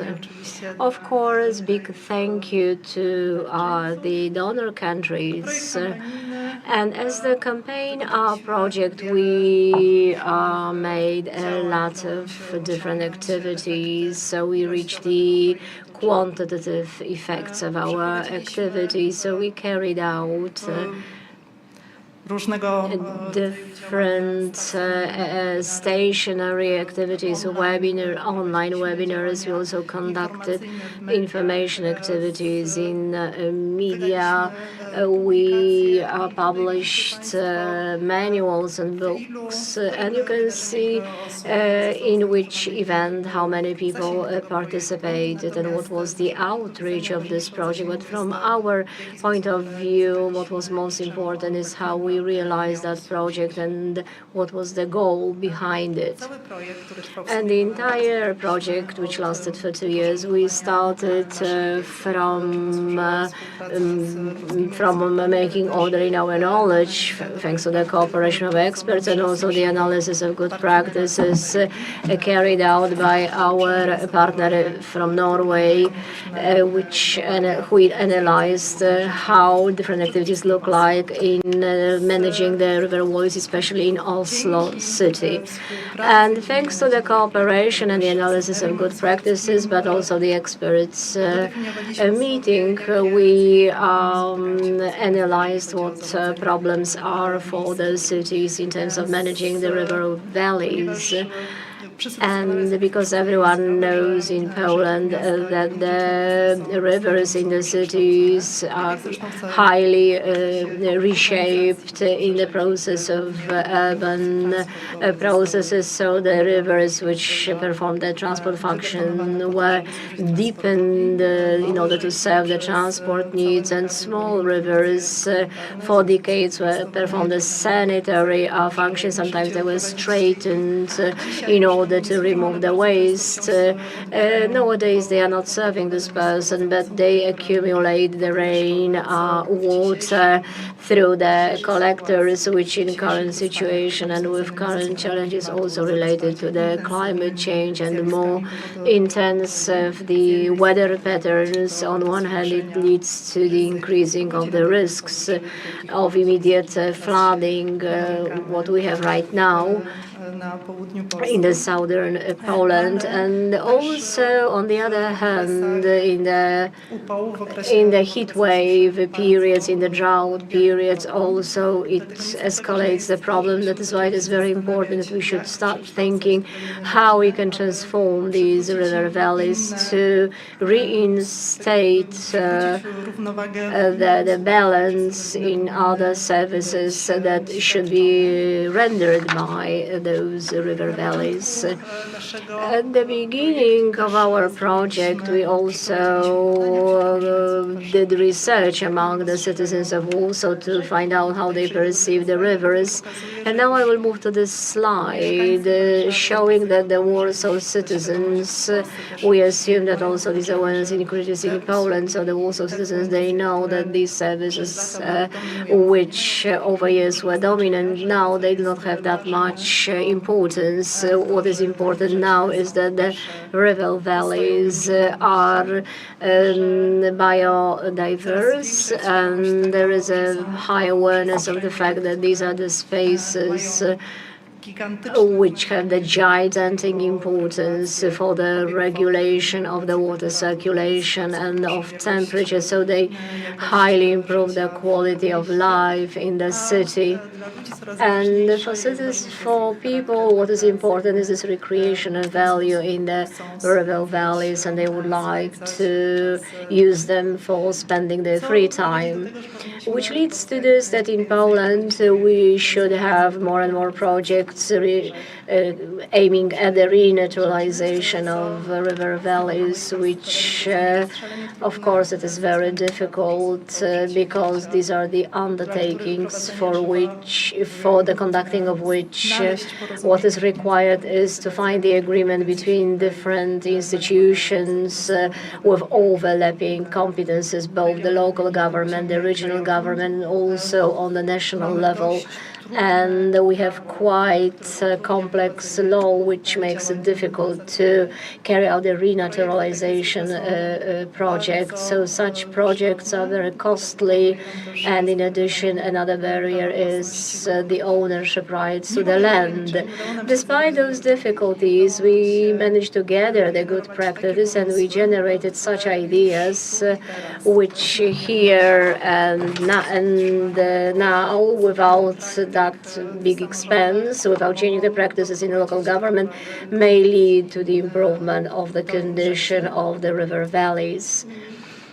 And this knowledge that we accumulated and good practices that we learned, we wanted to disseminate just using the portal Ecosystem Services, and we talked about them in this portal where we described the good practices, where we placed their articles and interviews directed to professionals dealing with the river valleys, which was supposed to make them more aware about how they can modify their professional activities.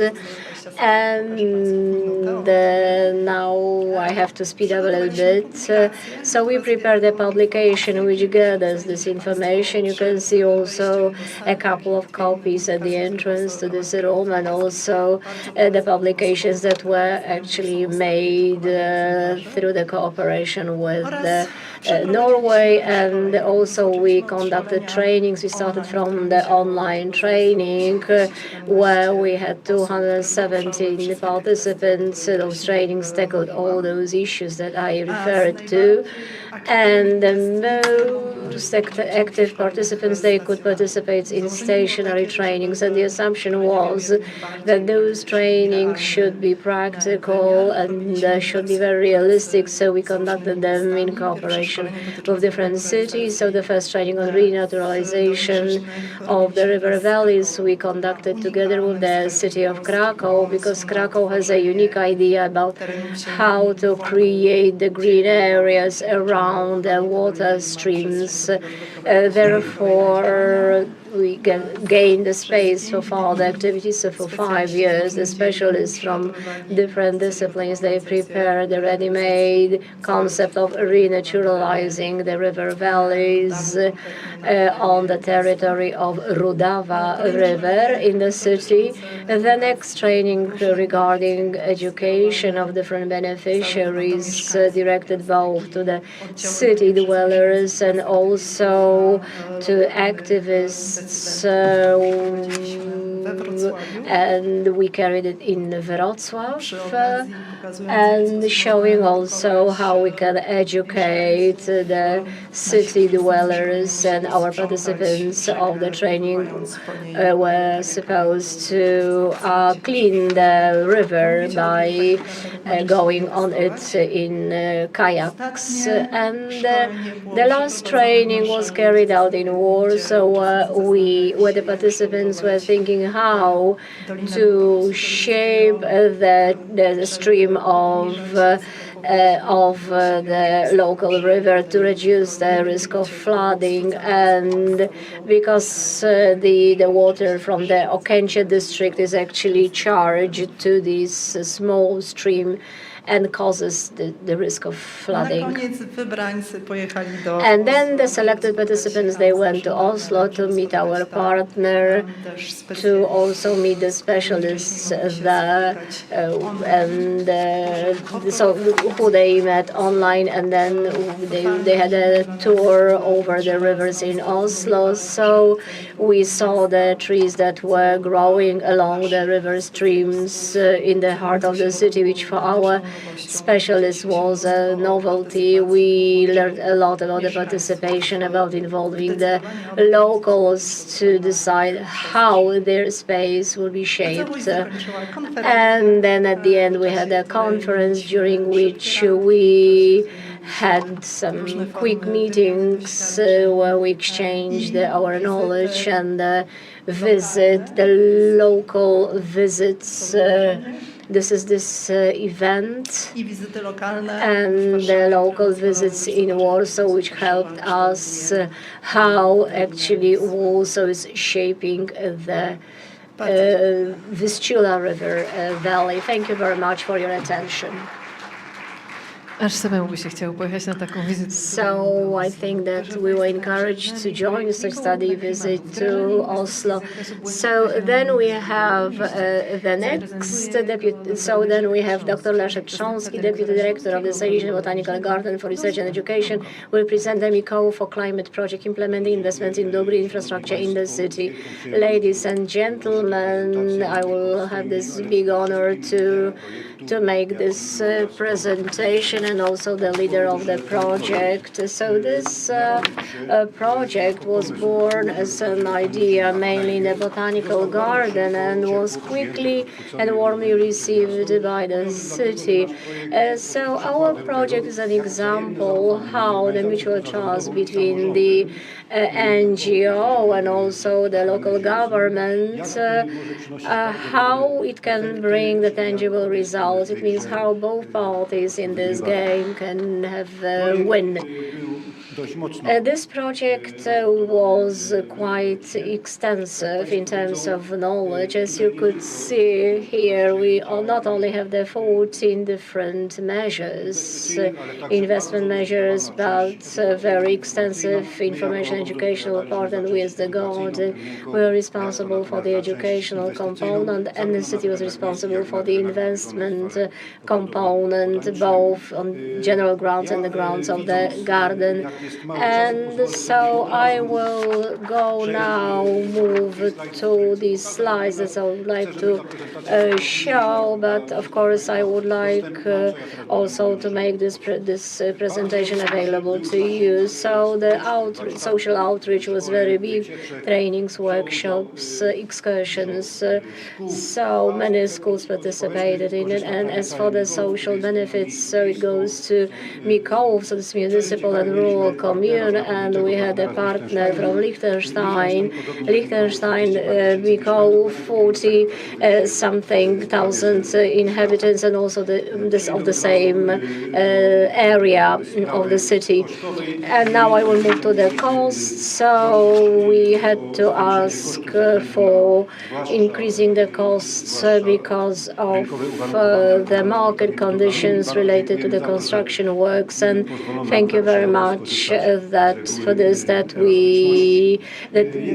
that was so flexible. As for the investments, I will move maybe a little bit longer on this slide. So as you could see, so we had a number of different activities on the right side of the slide. You could see the activities in the center of the city. So the majority of this is the urban acupuncture, blue acupuncture. So it means the enriching in the green spots. And also we had the green and blue solutions in the same time where it was possible. So we wanted to have also the green solutions and in the same time increase of the retention and the use of the rainwater. On the other hand, the rural areas where we have also a garden on, and we wanted to show that also in such a city and then the municipality as Mikołów, when we have the deficit of the continuity of green areas between the municipal component and the rural component of our city. So one thing was the green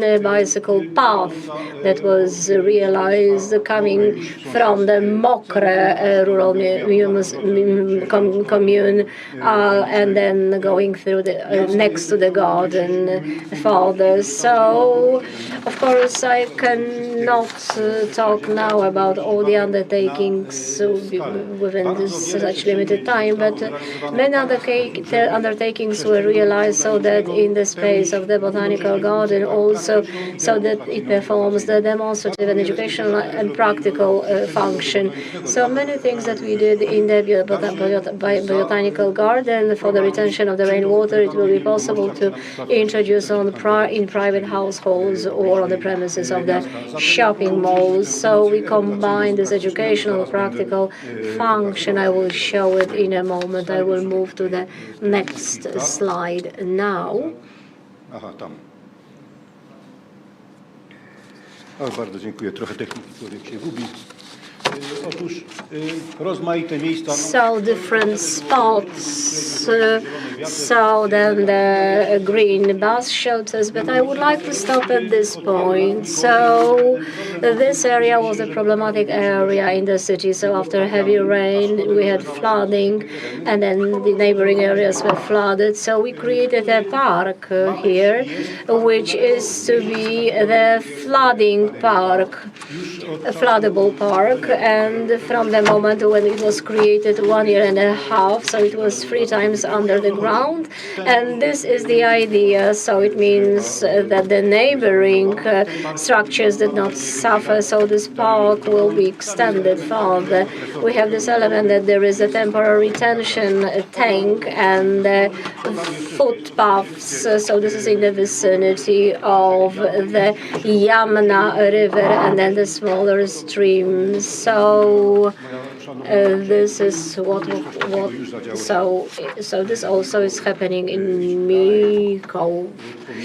And then we maybe move to some other slides. And if we have to increase the retention of the grounds and also the quality of the urban space, so the historic park at Yamna River and the ponds that were created in such a way that they did not have enough retention capacity, so that pond was actually renewed.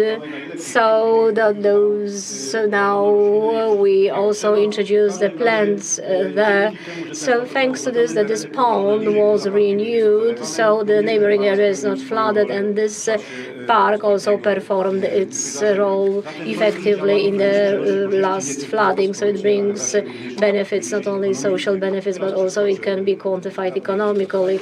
Now I move to the next slide to move to what is of biggest interest. Here I would like to show different improvements. So the pocket park, then there were the plantings, also watered by rainwater. So this is the kind of renewing of the old trees. So within this project, because some trees has this historic value and they were kind of renewed. So we started to remove concrete from the market square, from the city. So this requires a lot of agreements with the art conservers. So we introduced a special type of streets with not that extensive root system. And then the next type of activities, this is the path, and this path goes via fields, and the trees were planted on the side of the path, and also some engineering structures to catch the excess of water. And this this is the Silesian botanical garden is on the post-military ground. So we introduce kind of retention structures and also small tanks so that we can retain the water so that the area is not flooded. And we also use all the section of the stream. So introducing some activities, we increase the retention value so that the neighboring area that used to be flooded after the recent flooding was not flooded, and that was a success. And we can show it to others how it could be done. And also parking, which was the concrete parking, now it is better. It was de-sealed because some water is actually flowing to the neighboring water reservoir. And the next thing, this is the educational shelter, 500,000 costs, no matter what the weather is, or all the age groups, including also children, they can have their activities here. And we are in the area of the garden, so depending what the weather is, it could be in-house or outside. And I will not show other slides, but the benefits from the project was translated first of all into the adaptation measures to the climatic changes, and we had many observations which are now the key for the drafting of the local plan. So it means that this project is alive. People are very much interested in different rural communes, because Mikołów is on, the floods actually start in Mikołów. The small rivers have their starting point, and therefore the dwellers of the local area, they would like this blue and green infrastructure to be introduced so that it prevents them from further flooding. So I hope, of course, the partnership is needed between the developers and also the city authorities, and I think that this benefit from the project can also contribute to the development of this partnership. Thank you very much. We believe that there were many ambitious slides to be shown. Circular economy, a response to modern climate challenges. This will be presented by Ms. Anna Zawadka, Secretary of this town and municipality of Stum. So I welcome you very cordially. It's a very great honor for me to be able to present a special moment that I can present a project on Stum circular and common response to modern climate challenges. And the implementation of this project changed completely the approach to the circular economy, and its effects will be reflected to the great extent in the way of live life of our inhabitants. It's an urban and rural municipality, and it's a very attractive area, and it is placed between two lakes,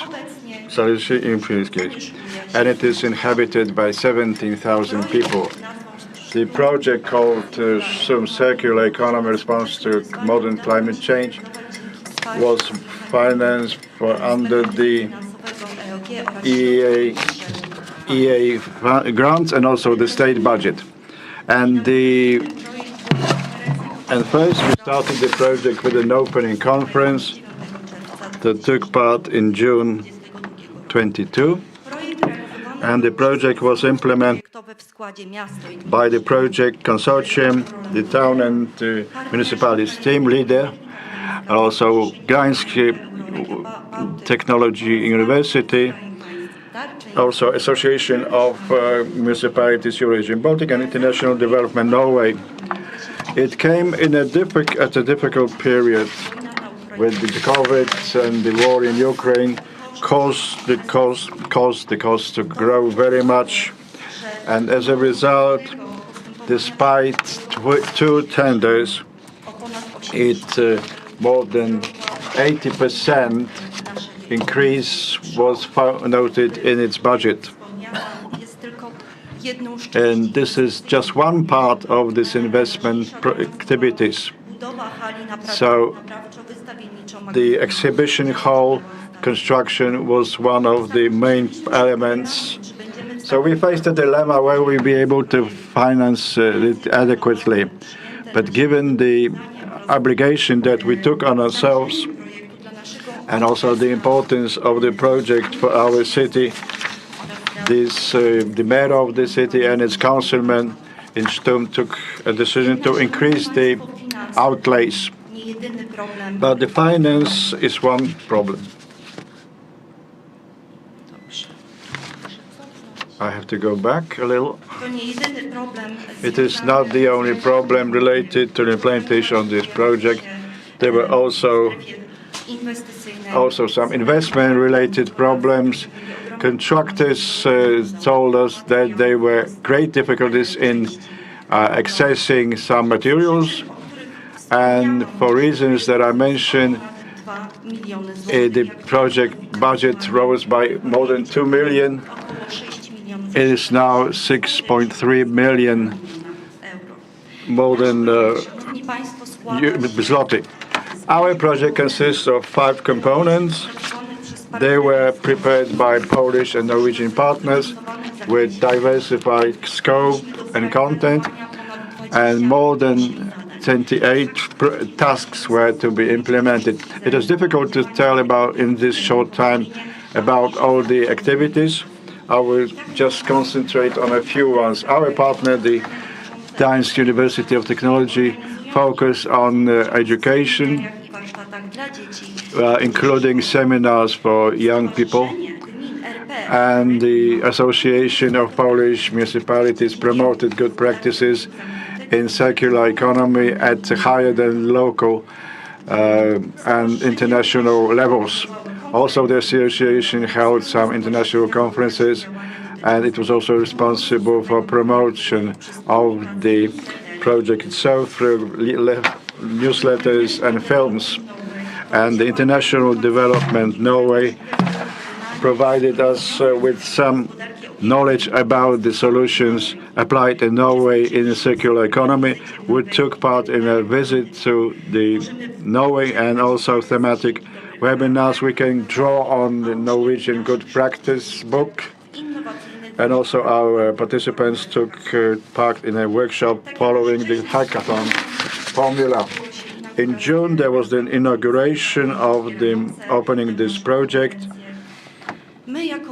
We, as the municipality and town of Sturm, we implemented the whole investment component related to the reasonable, rational waste management, including also a number of educational activities, and also we took part in events organized by our partners.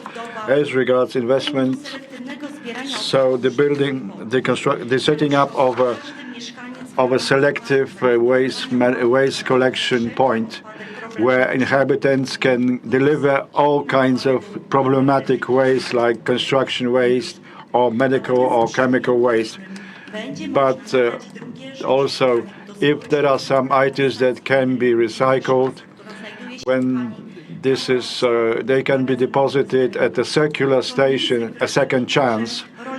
It also is a place where each inhabitant can repair on their own, so to some small extent to give new life to the used objects. As a result, they will not end up in a landfill. Also, there's the exhibition part where used items like furniture or toys are waiting for new users. Also, it's a place where workshop can be carried out to teach people how to repair and give new life to objects. We also bought an electric vehicle, which lets us provide services to inhabitants and also to carry those repaired items. And this investment component was very important, because until now we didn't have in place an adequate infrastructure that could meet the requirements related to the growing amounts of waste and its segregation.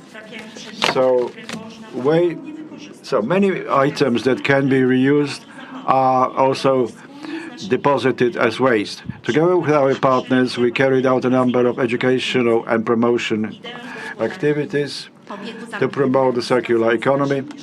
integrating to our inhabitants a new approach to waste, and also teaching particularly children and young people on how much depends on us.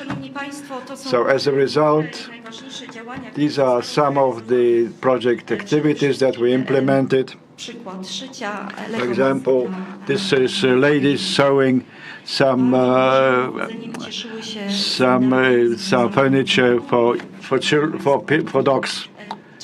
Also repairing bicycles, and then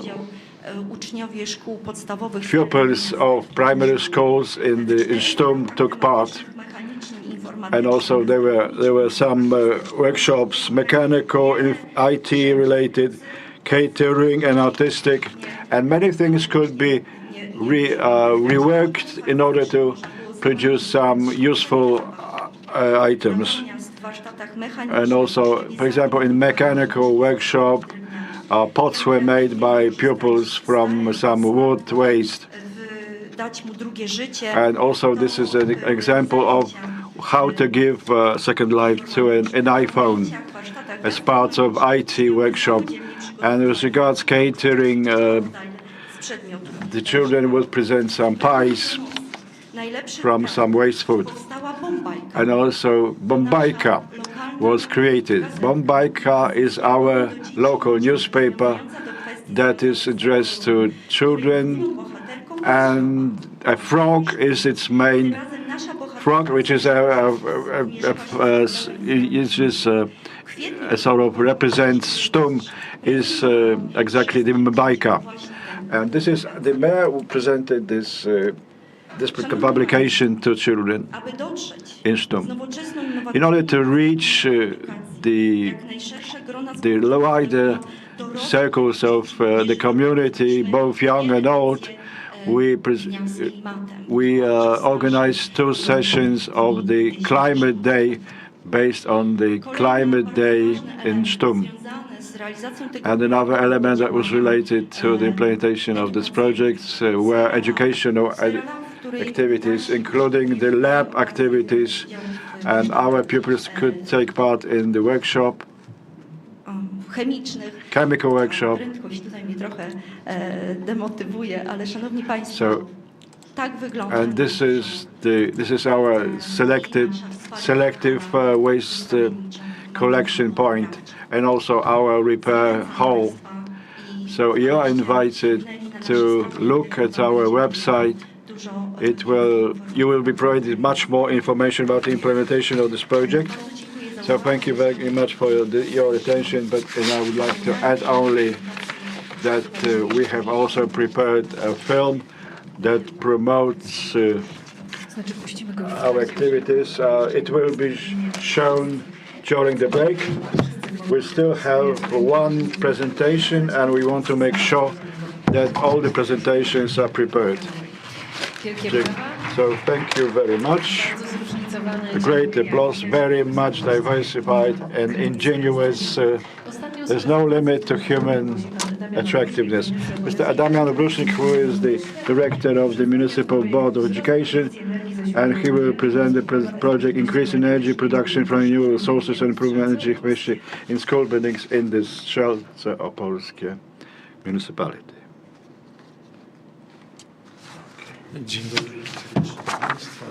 Good afternoon, ladies and gentlemen. I have come from the municipality of Strzelce Opolskie. It is in the Opolskie province on the border of the Śląskie voivodeship. It is very important, but it is very important to know that this area is very much under the miners' tradition, and this tradition was very much appreciated, and this is of very great importance today. We implemented a project, thermalization of school buildings, where the partner is Polish.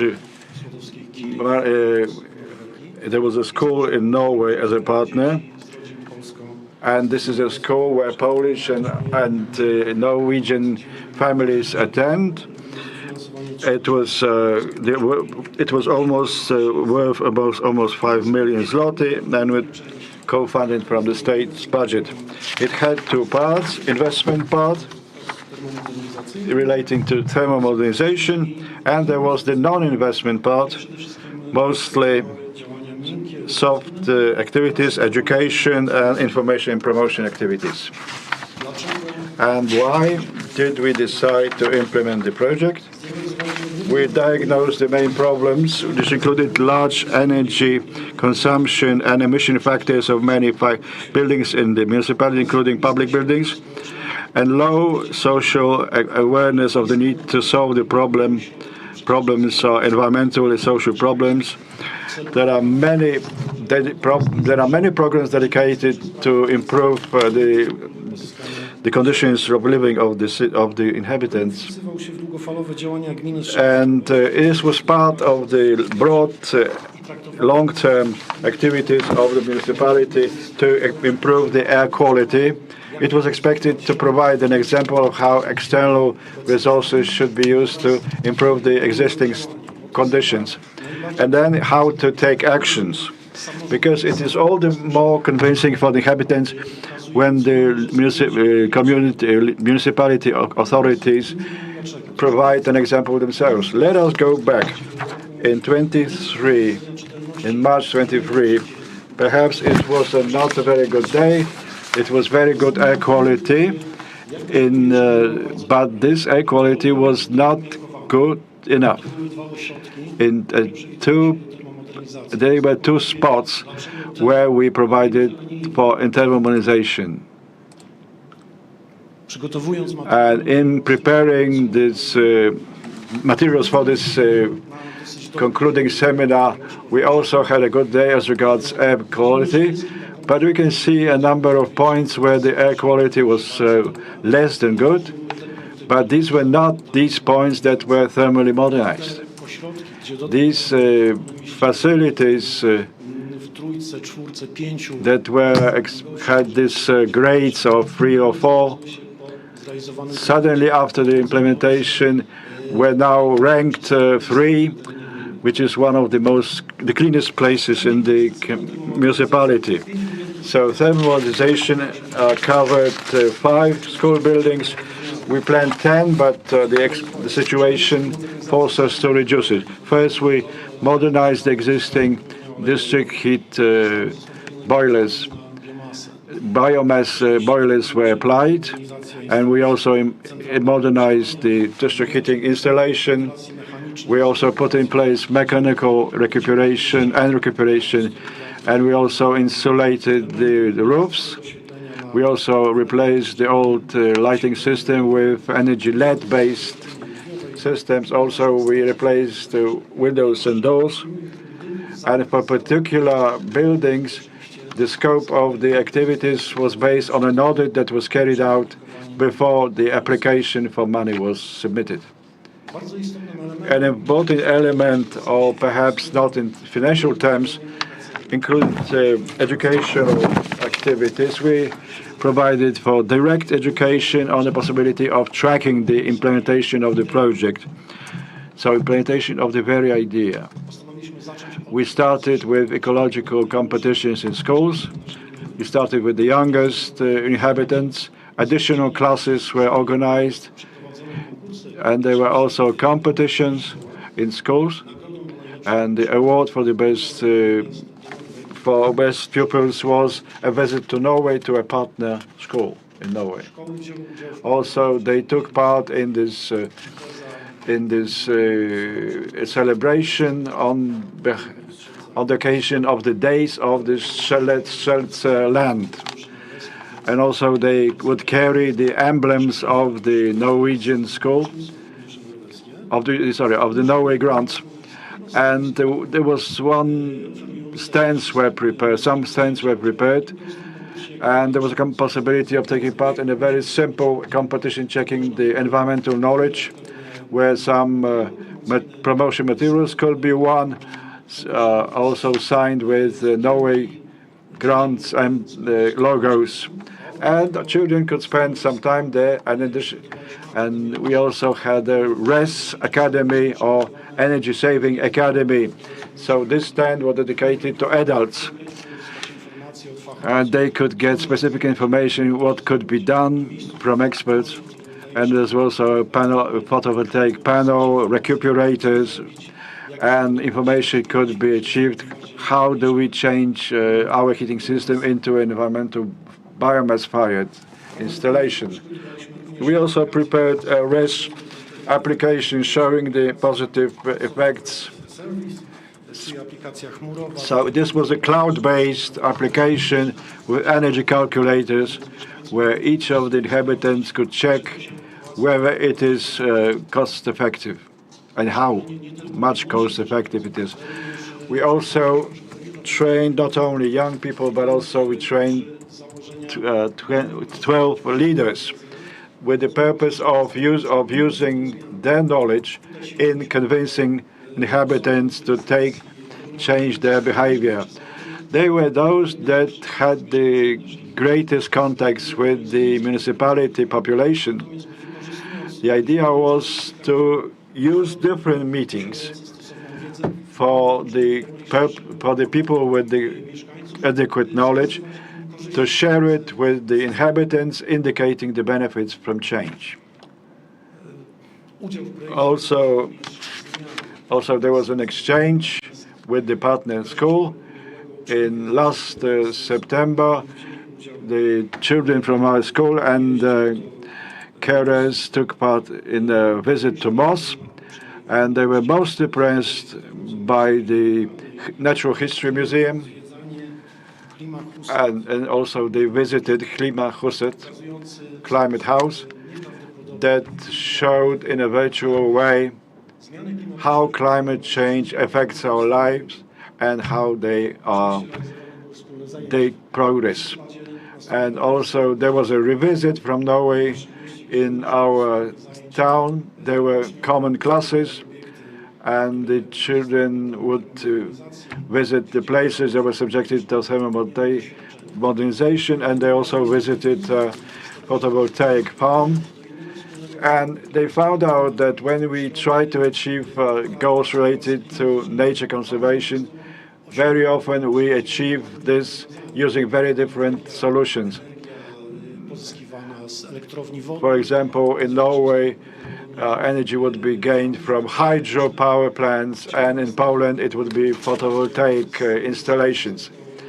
And for example, some Norwegian pupil asked whether a pellet was something that could be eaten. He had this association with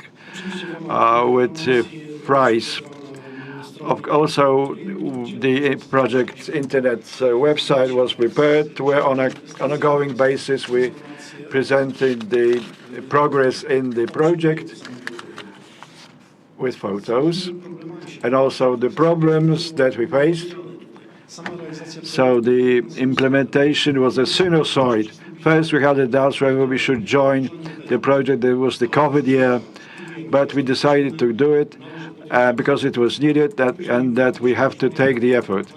And then we had this joy because our project was #1 on the ranking list. Then was the Ukrainian war, and another doubt whether we can do it. And there was this consent to reducing the number of sites, and then we from 10 to 5, and then we implemented the project as presented here. What were the greatest surprises? The inhabitants of small areas simply took the project as their own. They didn't speak about the Norway funds as such, but about our Norway funds as our funds. And in the small centers where we implemented this thermalization, they also supported us, and also outside our town. And we had very great comfort, support. Dziękujemy bardzo serdecznie i wszystkim życzymy, żeby ci finalni odbiorcy. Thank you very much, and I wish everyone so that the final recipients of the program could be so much identified with the project. Before we move to the next part of today's meeting, so I would like to invite you to coffee break to 1:10 So then, after coffee break, we will continue our next part.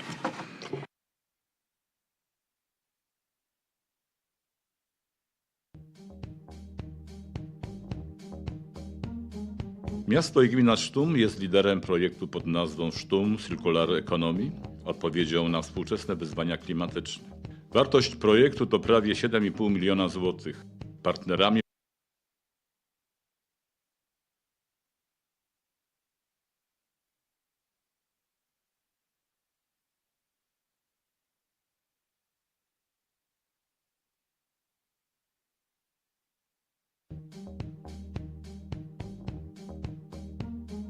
Miasto i gmina Sztum jest liderem projektu pod nazwą Sztum Circular Economy, odpowiedzią na współczesne wyzwania klimatyczne. Wartość projektu to prawie 7,5 miliona złotych. Partnerami projektu są Politechnika Gdańska, Stowarzyszenie Gmin RP Euroregion Bałtyk oraz partner norweski International Development Norway.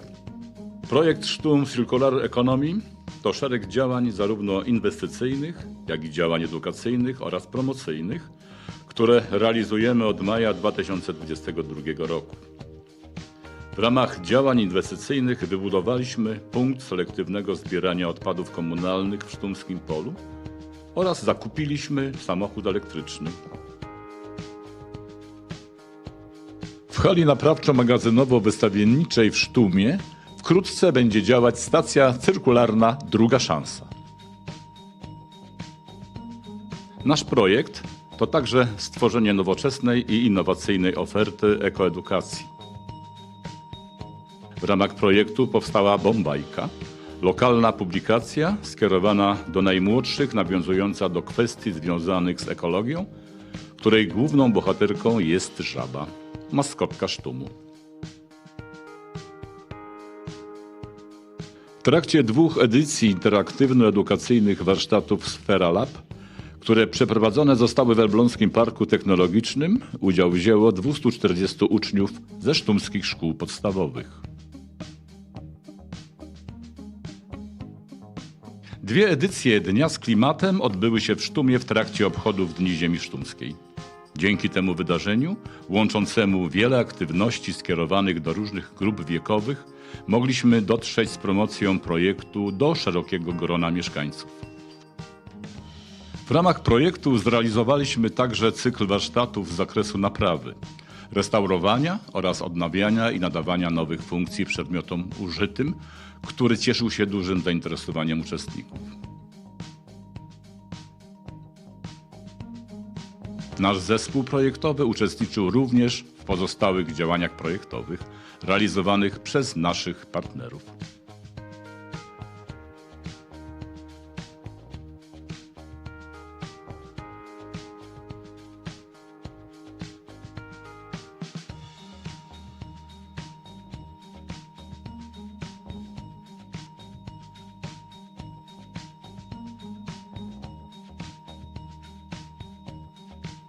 Szanowni Państwo, projekt Sztum, gospodarka obiegu zamkniętego właśnie się kończy, ale prawdziwa praca nad wprowadzeniem tych zasad dopiero się zacznie.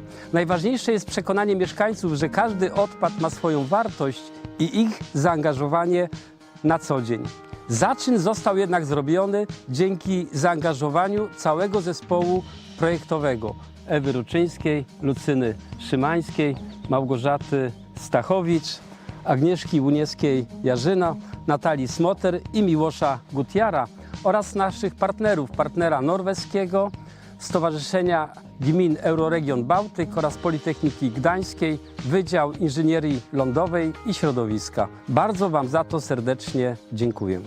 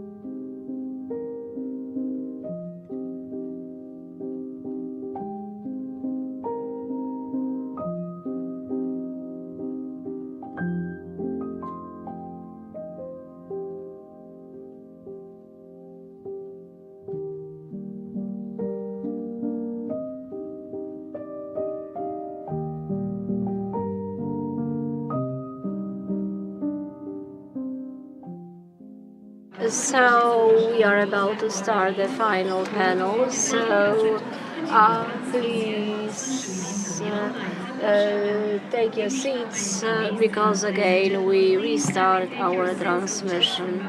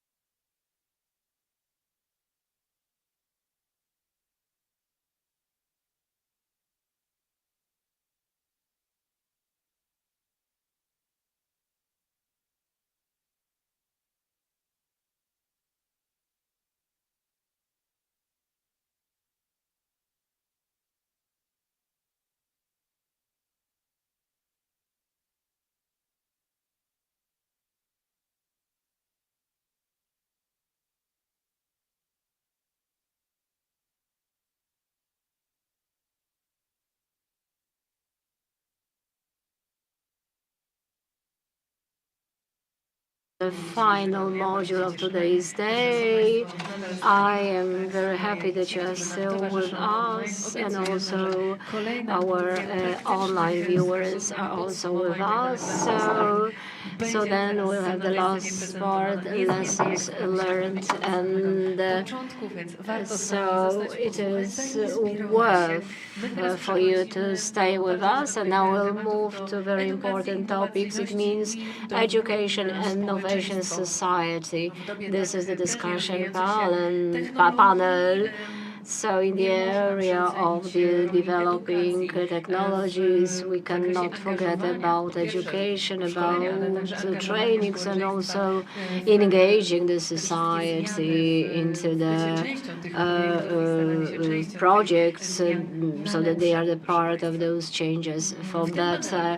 And in this discussion panel, Education, Innovation, Society, we'll think how education and innovations shape our future. We think how the projects could inspire, could engage the local communities. We think about the micro hints, how to engage those who are not that willing to engage. So those who are with me on the stage, so these are the beneficiaries who, as part of the program, implemented projects based on broad educational activities, often also innovative, having a real impact on local communities. And these projects were engaging, were innovative,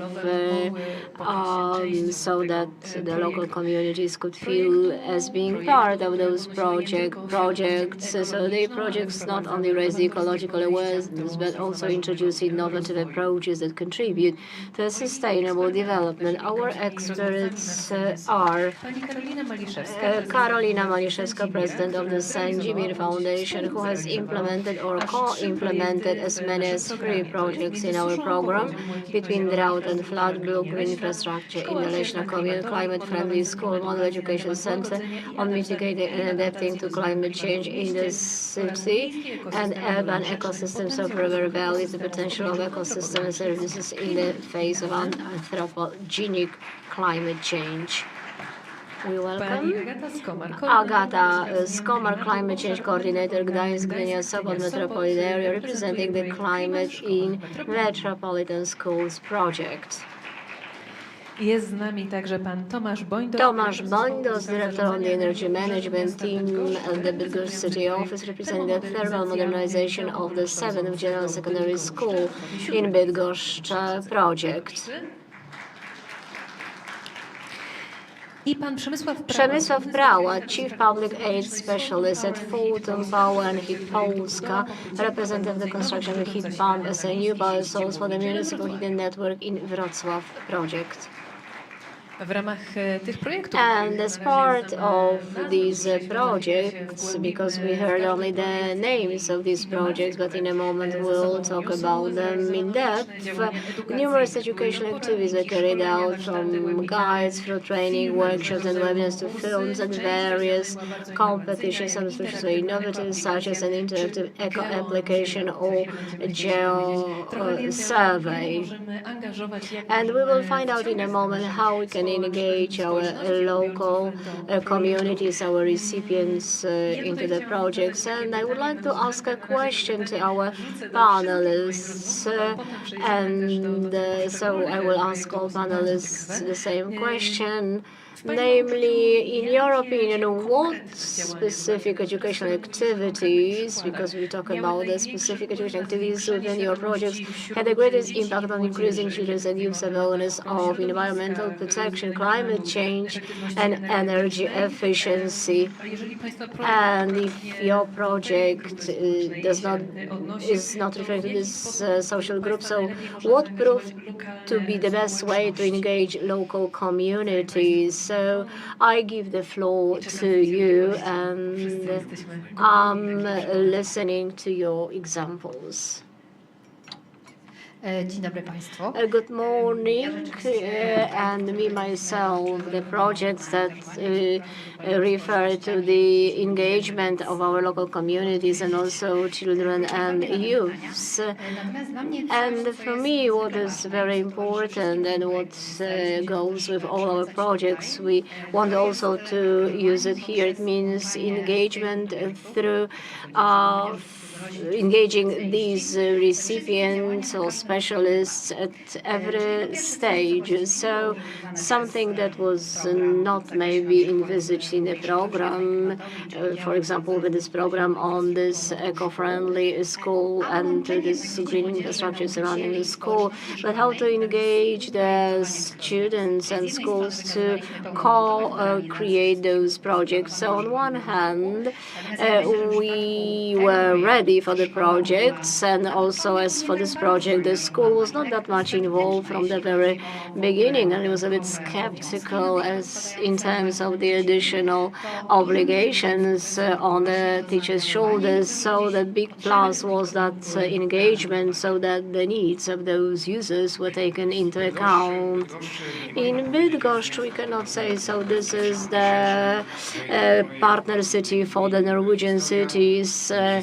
So the history of this project and the education related to this project dates 2016, when we cooperated with the Union of Norwegian Municipalities with Bryne city. So there is a technical school there actually teaching the newest technologies, and we built in the Bydgoszcz the center of the renewables technologies, and for all the Bydgoszcz schools we had the cyclical classes, and the children go there, and we lead these lessons, and also our partners with Norway. So this is the long-standing cooperation with our Norwegian partners, and we reached this level in certain projects that the teachers from Bryne school, they come for our cycling trips, and we go to them for the cycling trips, and the University Stavanger played a key role. And this ecological process started in 2016, and the conviction of the mayor of the city and the teachers to build such a center, that this is the result of the Norwegian grant, that was a long process. And as for the climate in the metropolitan schools, what engaged the society? First of all, that we had the youth that was engaged, and also the teachers who supported in the activities the children, and they took part in the contests where they could develop the activities aiming at engaging the local community and also in virtual but also tangible way. And children, they had great ideas, which even went to the clerks and different institutions that the students wanted to talk to. And another aspect is the availability of materials, for example, like our manual and also all additional ready-made lessons of having this green lesson, which of course are available on our internet website, and it could be downloaded from this website, but also the additional tools how in the schools, but not only in other places we can create such blue and green infrastructure. And it was visible that somewhere we have some signals that it works, and the next schools, they wait for the next edition and they like that idea, and also other schools would like to join us in that. So was it successful to engage those local communities? And as for the heat pumps, yes, our project was not maybe dedicated to this type of activities, and there could have been some difficulties, but our experience showed that the best option is the direct face-to-face measures, and we are running such activities independent of the project. This is in our DNA system. So our tradition is that we organize in all our sites that we have the open days for families with children, so that they could see. And over the last months, we organized 14 picnic events where we also conveyed our message, and also we had certain activities tailored to our target groups, quizzes, games, plays, which everything referred to the production from the renewables and also the closed-loop economy. We received 50,000 feedback. So this will be this path that we will go. And in summer we did not make it because we were still in the process of realizing the project, but then in the next season we will organize such event. And as for this project, we engage from the very beginning. We engage all the groups, starting from the employees, because the name for our project was chosen through contest among the employees. And also we announced the project for the wall painting, which was directed to a wide group of people, and the winner, in addition to kind of gratification, so that winner's project was also realized and is painted on the wall of our pump. So very practical implications. And then I will ask how to engage the skeptic people. So did you meet such people who were not that willing to join the projects, or were very stubborn, or did not believe? And how did you manage to encourage them, to convince them? Yes, so some skeptic attitude to the notion of the climate change. This is the reason, or what is behind that skepticism. So this is what we see all the time in our work. And I hope that one day these questions will not be asked, but for over a number of years.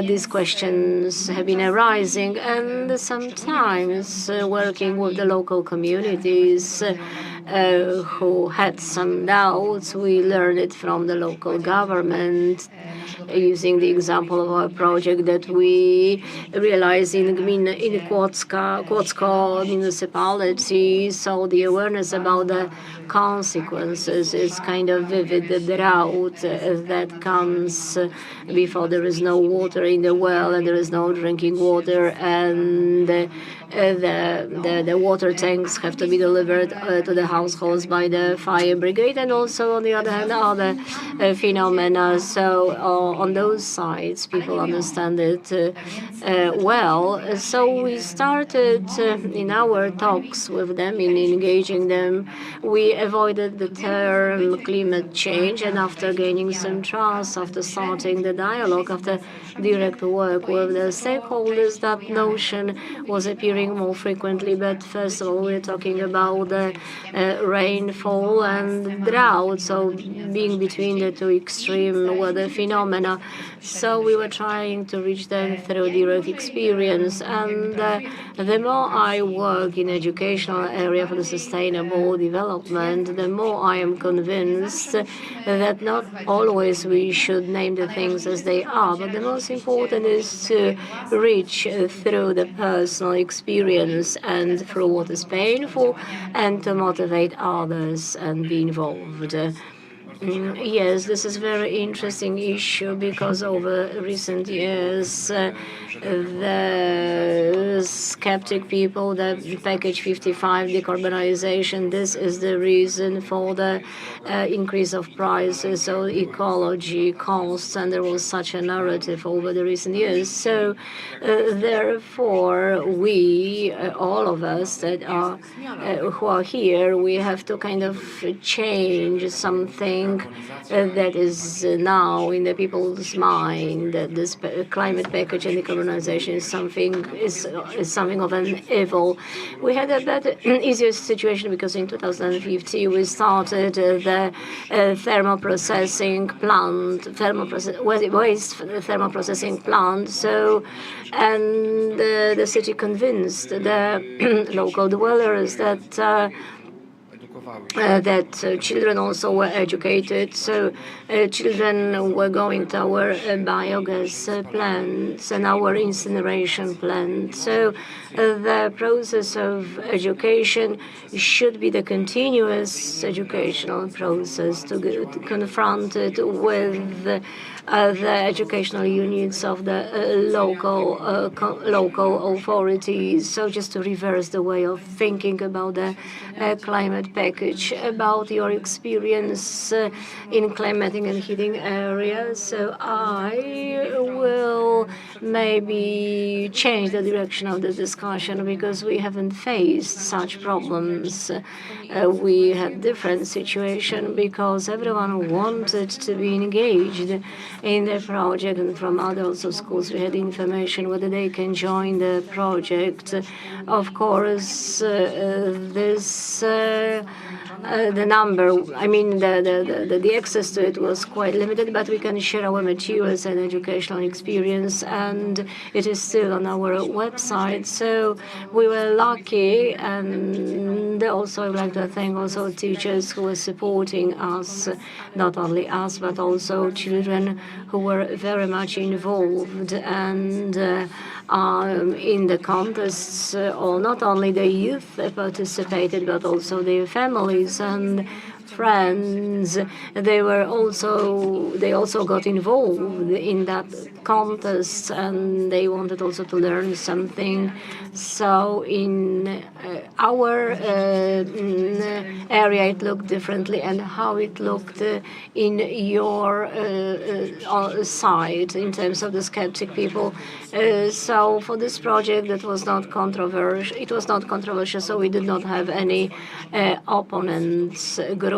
So we were also well prepared for the realization of this project because the concept was born a number of years ago, and for a number of coming years we started to elaborate on this, and we wanted to show the benefits flowing from that project. So this is something that could be a weapon to fight with the skeptic people, because the climate change for some could be some abstract idea, but when we can put it, can tailor it down to the local understanding, so then we can change the discussion. And also, as for an average man, 12.5 megawatts or megajoules, these are the abstract things, but thanks to the recuperation of heat from the sewage, that if we can emit by this much less CO2, and then we can heat by this much household. So then the discussion is different. So when you talk about the concrete things, so now we can move to the concrete things under the project so that you can understand what projects we are talking about. Let's start maybe from Bydgoszcz. So what project Mr. Tomasz Bonius was talking about? So the project that was the School of the Future, the panels, solar panels, and then the new tools for managing the building. So how this education was integrated with this thermalization of the buildings, what were the challenges, and how did you manage to, in the same time, to carry out lessons and also to thermomodernize the building? And what is the reception? It means whether those who are in this building are interested in those solutions and they ask about them, or they took it for granted. In one question, we have a number of different aspects. Ladies and gentlemen, maybe it was easier for us because, as I said, we have this Center for Renewables Education. So this is a big building next to the technical school where we learn technologies. We copied that program from Bryne school, and thanks to the teachers from Norway, we also managed to do so, and the children were prepared. That was during the Energy Days, Earth Days, so we had such events, and we organized such events, and that awareness in Bydgoszcz from children and teachers was increasing because we implemented one in Poland system based on artificial intelligence in managing the public buildings. We don't have any invoices for energy, gas, and water. So we have no bills for energy or other services. It is the robot that delivers these, and so the city has digitalized the service accounting system, and the school was a racing, a jam. We know that this is the most modern building in Poland. I can check from my iPhone what the level of CO2 emissions are, and using this building we want to teach the future users of thermally modernized buildings what the nature of building should be that uses only 20% of the energy that it had used before the thermomodernization.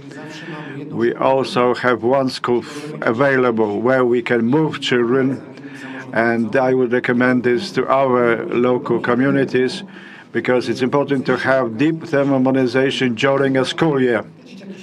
These schools will not learn. There are many jokes about the works outside their windows. So we have schools where we move children, and the education system that is implemented by such foundation as ours. So we delivered quite a large program using our knowledge at the Renewable Energy Demonstration Center, and this was a continued process, and we convinced teachers and children. It is a large building, 4,000 square meters, and I hope the City Council will agree to another such building because environmental protection pays. So I just leave you to make notes that at least one school should be available, an empty school should be available in each city. As part of this project, you implemented a model like Center for Climate Education at Wawel School, green gardens, some innovative tools, and Sędzimir Foundation has huge experience in implementing such activities, especially those that include such blue and green infrastructure, for example. I would like to ask you about the the impact of such projects on the local community when we have elements of blue and green infrastructure in place. Does it mean with positive interest or acceptance on the part of the local community, particularly if we take into account school children? Is it easy to involve them in particular stages of the project? Yes, it is. The answer is yes. And I like your approach that to create a school that others are supposed to copy.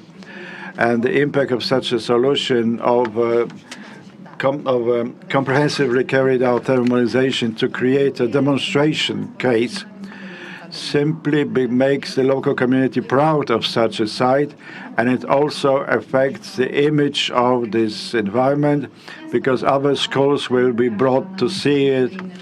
Also, the city of Warsaw invites people to come and see such demonstration, nature-based solutions, of which there are many, and which are also carry some educational information, so they enable to find answers how you do it on your own.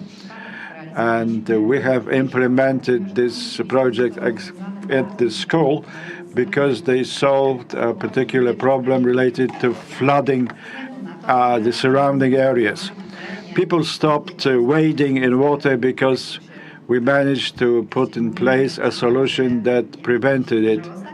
We're not talking about such showers that as came recently, but we provide a higher level retention capacity there. And children and young people and teachers, we managed to get them engaged very, very much. We didn't expect such an effect because we engaged 1,000 groups of users. We know that teachers are a very busy group of people in Poland, particularly after COVID, which was a difficult period related to diversity of children and the large influx of children which didn't speak Polish. So to demand anything more from teachers was a very difficult start, and we were very much afraid of it. But indeed, both children that go to school and teachers and the principal are the best ambassadors of the project now. They are extremely involved in maintaining this area and very proud of it. And they also use the green class that was established there, an area where classes could be held. Indeed, there is a shortage of to be seen in many schools because children stay indoors all the time. So it responded to needs diagnosed in many children. The education activities that we engage them in, all the children in schools apart from grade 8, because we let them focus something else. So all the children took part in practical workshops. They co-created the rain gardens. They planted the green walls. They took part in anything that could be done as regards getting their hands dirty. And they also went on research walks. They were the owners and continue to be the owners of such facilities. So this pride of this is very important because Babel is the largest district of Warsaw, which is hardly covered by the public rainwater collection system. So they have local flooding, which affects the whole district or large areas in the district. So this project tries to meet the needs of inhabitants, showing them this is what the rain garden is about. That's how you can do it, because you got very clear instructions how this can be done. So as a result, this impact can be greater. So it's important to get everyone involved, not only teachers and the children, but also the local community as a whole. For example, their families. So from school to school, from thermalization through green enclaves, we arrive at a project that was implemented in Gdańsk and Sopot, So educational activities for children, creating some class scenarios related to climate change, and also investment activities, so creating some elements of green and blue infrastructure that are part of the metropolitan area. So a question arises. So they would have a spare school. But about you implemented this project in 40 schools. How you do it? It's a huge challenge. We must be clear. A large challenge was not to get teachers and pupils involved, because we also had some special additional training. We didn't know if there was would be any interest in it, and the interest was great. Well, it is very encouraging for us and for any such projects. It is important for all the schools in the metropolitan area to have such a green infrastructure in place, so that all the teachers could undergo in the future such training. But technical details were the most important. That is, carrying out a tender, finding a contractor that would do such an extraordinary things for us. For example, the school was a historic object, so you had to get the consent of the conservator of historic monuments, which is quite a challenge. Well, we managed to do it, for example, in terms of setting up the green walls, which was a problem. So all the schools could do everything they planned. Sometimes it was difficult to find the right place in school to ensure that water is collected in the correct manner. But we had great specialists that help us cope with this challenge.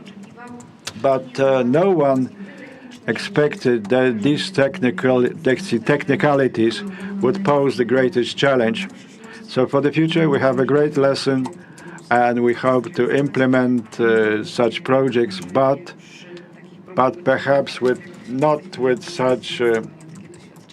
But we won't have such difficulties in the future. Well, in 40 different schools, you would have 40 different problems. And if anybody would like to look at this project, you can do it as part of networking. I would like to ask you a question about Bydgoszcz. We had this cooperation with Norway, and for the ladies' projects about this cooperation. How does the implementation of such a project can draw on the experiences from Norway?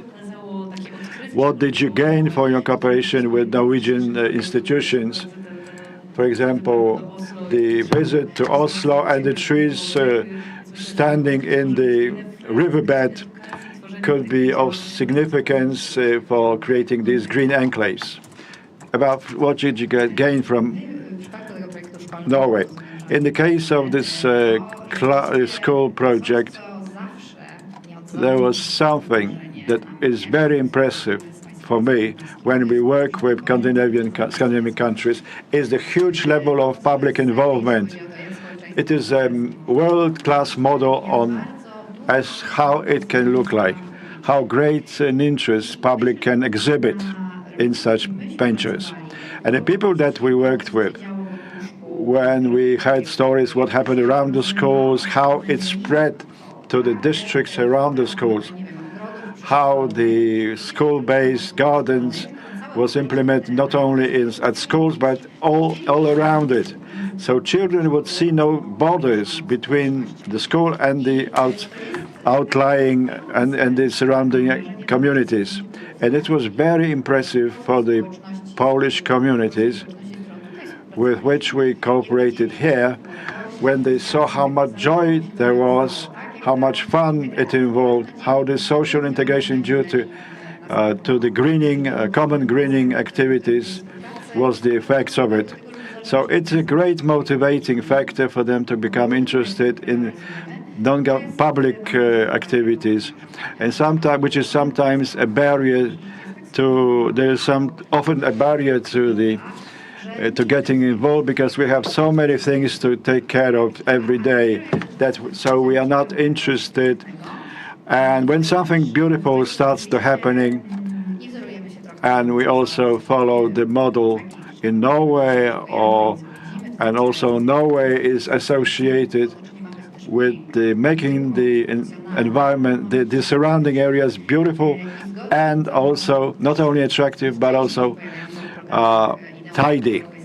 So, as part of the ideas followed in the European Bauhaus, we apply nature-based activities. We take care of the aesthetic side, and we have achieved this wow effect with both children and the people that come in contact with the school. They feel excited. It's a wow effect on them. And also, for example, this also applies to retention projects. And what are your Norwegian experiences? I would agree with my predecessor, but I would also like to add something that is obvious to us. In our programming base, we are lacking classes which we can see in our neighbors. For example, this biological part of nature, climate change, is reflected in many fields of knowledge that is passed to children in their classes. And we look at nature in books.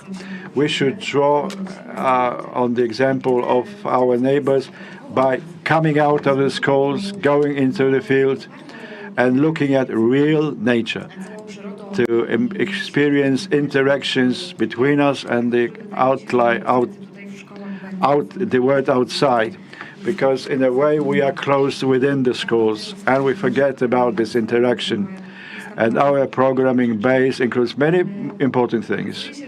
But it turns out that this climate and nature elements can be included in all types of classes. And this was a very nice experience because also at religion classes, children consider such problems, which demonstrates that this can be done everywhere but needs to be well prepared. During this visit, our children saw how these classes could look. No matter what the weather, you could go outside and learn outside the building, and we can feel the presence of nature. We can feel how important this nature is for us and how we should take care of nature in any aspect. Two very important perspectives, two very important apples into our basket, where we collect all the ideas how to make these projects even better, or perhaps to suggest better solutions for your projects. Let us move over to Wrocław, where we've been concerned with education, and let's go to the Fortum Empower and Heat Poland. So the largest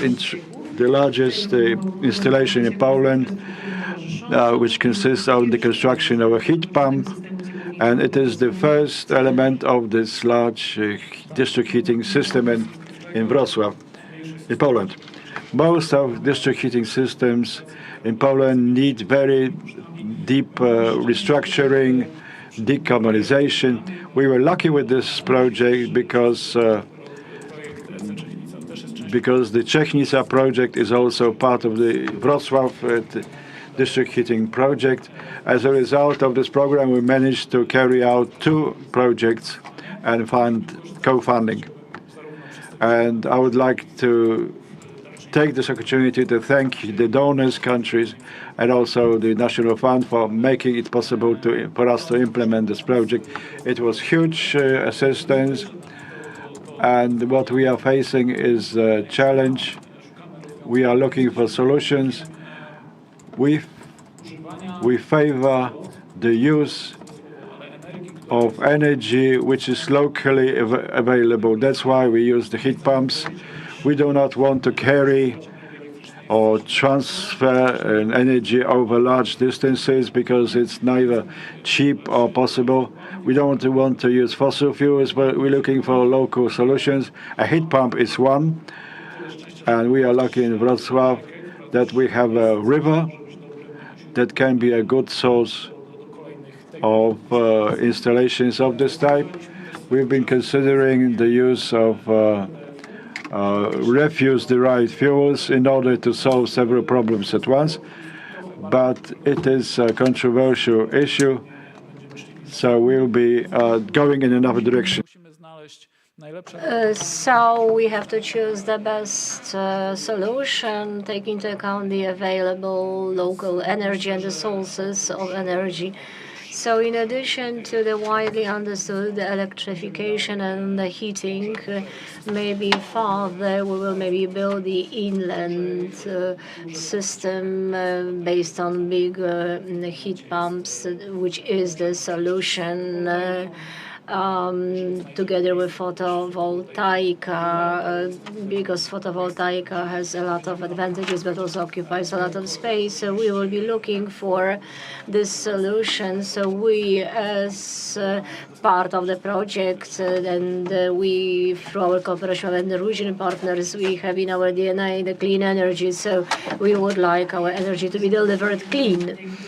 And we learned that Bydgoszcz actually had a good idea, copy and paste. Today we know how it is good to take the good projects, knowing that what are the advantages and disadvantages, and whether in your project do you have any inspiration from the foreign partners and tempting aspects that you would like to take into account? Yes, we, from the very beginning, the project, the concept of it has been developed for over the years, and so it was born actually in Norway, and we used a lot from their gains, and that was one of the reasons that we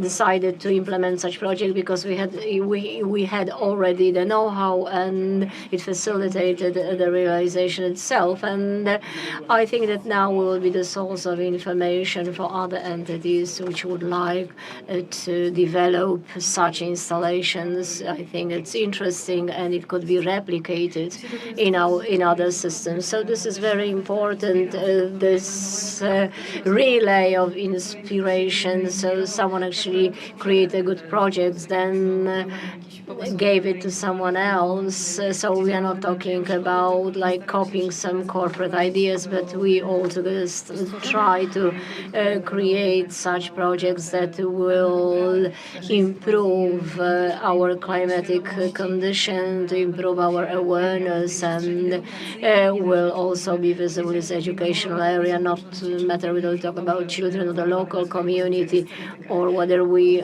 talk about the skeptics. Thank you very much for so many practical hints. As we can see, many elements could be actually copied and pasted to implement in the local projects, so that the locals could be proud of, and they would like to show it to some others through implementing such tools as social media, so that these elements should be there. And we mentioned also about those activities, direct activities, family picnic events, which can make closer what was going on, and actually to take off the spell of the technicalities. And so I hope that you took your notes about the aspects that were of interest to you during this panel discussion. And thank you very much to our panelists, and big applause, please. Proszę Państwa, myśmy Ladies and gentlemen, we talked about very important wszystko w porządku. Proszę Państwa, porozmawialiśmy o wielu... We talked about many solutions, many inspirations. That was very eventful day in terms of presentation of the projects, in terms of considering what else we can do, where else we can employ our imagination, and also taking an example from those who have already implemented something. So I would like the Deputy Director of the Department of European Funds at the Ministry of Climate and Environment, Mr. Piotr Bogusz, to give us the summary of today's eventful day. Thank you very much for giving me the floor. Dziękuję bardzo. Zaczęliście Państwo So you started with me and you end also with me this conference. So it's hard to summarize this conference. Each of us, for sure, took a lot of notes, and me as responsible for this wide program, I have many such notes, and also my team helped me with taking the notes, and also I was informed about the information taken, but I will not refer to the notes that I have taken. So there were many inspiring ideas and many experiences, and we could exchange our experience, and we encourage you also to further exchange your experience that were presented today, and also this experience that hasn't been presented. So we invite you to our website, where we place our information on the projects realized. So on our website in the ministry, or on the website of the fund, that the information that we share with you. So thank you very much to the panelists, to the presenters, for sharing their experience, for very interesting thoughts, for the practical implications of your ideas within the projects that you implemented together with the main stakeholders, with the local communities. We are very happy that our ideas, among others, relating to the blue and green infrastructure in the schools, that idea of engaging the NGOs and also taking this burden off the shoulders from the teachers and the students and their parents. They could be engaged in the realistic activities which will bring the sharing effects of the knowledge received from the experts and professionals from NGOs. This is a very interesting idea that we would like to continue, because it helps when those who will further develop these ideas, so they do not need to prepare all those logistics, this is referred to the organizations that are prepared for that, and I'm looking at the St. Jimmy Foundation. So I think that despite that difficult role of NGOs, it works in practice. And then we have the new perspective in front of us, the time for thoughts and summaries. What you heard today, this will also the basis, the foundations for our approach to the new perspective in the course of negotiations. Part of these tasks maybe will turn out that it could be implemented in the new programming period, but for sure the experience that we gained that could be used in other financial instruments for which the ministry or the fund are responsible. and they are implemented. So one of the examples over the recent last year. So this is the activity that we realize, we as ministry together with the environmental fund. This is the program thermomodernization of schools. The call was already announced. It was actually shifted in time because of the flooding, and on the website of the ministry and of the fund, there is such information. This is the call which preliminarily was prepared from the reserve list of the projects which were not granted funds, and this is the reserve list.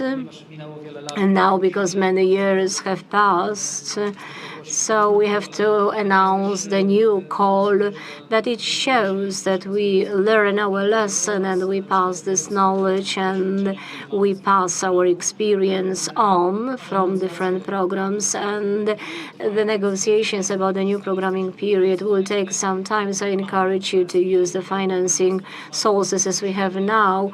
And us as the ministry and also the environmental fund also visit the websites for the time of negotiations. So we would like, of course, to shorten the negotiations as possible for this EEA funds and till the end of negotiations. So use the financial sources that we have. This is the National Recovery Plan. This is the Infrastructure, Climate and Environment, Phoenix European Program, and also European Fund for the Eastern Poland. So there are measures under these projects which are very similar to this, because we used the experience in the current programming period from also the European and Norwegian projects. So I encourage you to also use our knowledge that we have on our websites to networking, because and thank you very much to all of you for the participation in this conference, you who visit it, who are with us online, and thank you very much, and I count on even more in future. Thank you very much for the something and something begins. We have just summed up the third edition of the Norwegian and EEA funds implemented in the climate area, and since preparations for the new fourth edition of the Norwegian and EEA funds are in full swing, it is a good moment to invite you to take part in the consultations of the Blue Book, the so-called Blue Book, which specifies the directions of support in the new financial perspective. So we encourage you to add your knowledge and experience to these aspects. So the details are available on the ministry's website in the tab on the Norwegian and EEA funds. By the 18th of October, you can find this information and be part of those negotiations. And thank you very much for participating in the conference. As Mr. Director, also thank to all the panelists and all the guests. And I would like also to thank to all the panelists and for their projects. And thank you very much also for our guests and also our online viewers. If you would like to come back to an element of any presentation statement made today, so our transmission in both languages available on the ministerial channel on YouTube platform. So if you would like to take more notes from the conference, you're welcome to visit this website. And now I would like to invite you to lunch together with networking, which will be on the first floor, and this will be the time also for the extension of our knowledge. And if someone did not take the gift, so please take your gifts at the entrance to the room. Now we will go to the ground floor, and then we can continue our talks on all the projects and all the ideas. Thank you very much for those who were with us, and see you in the next perspective.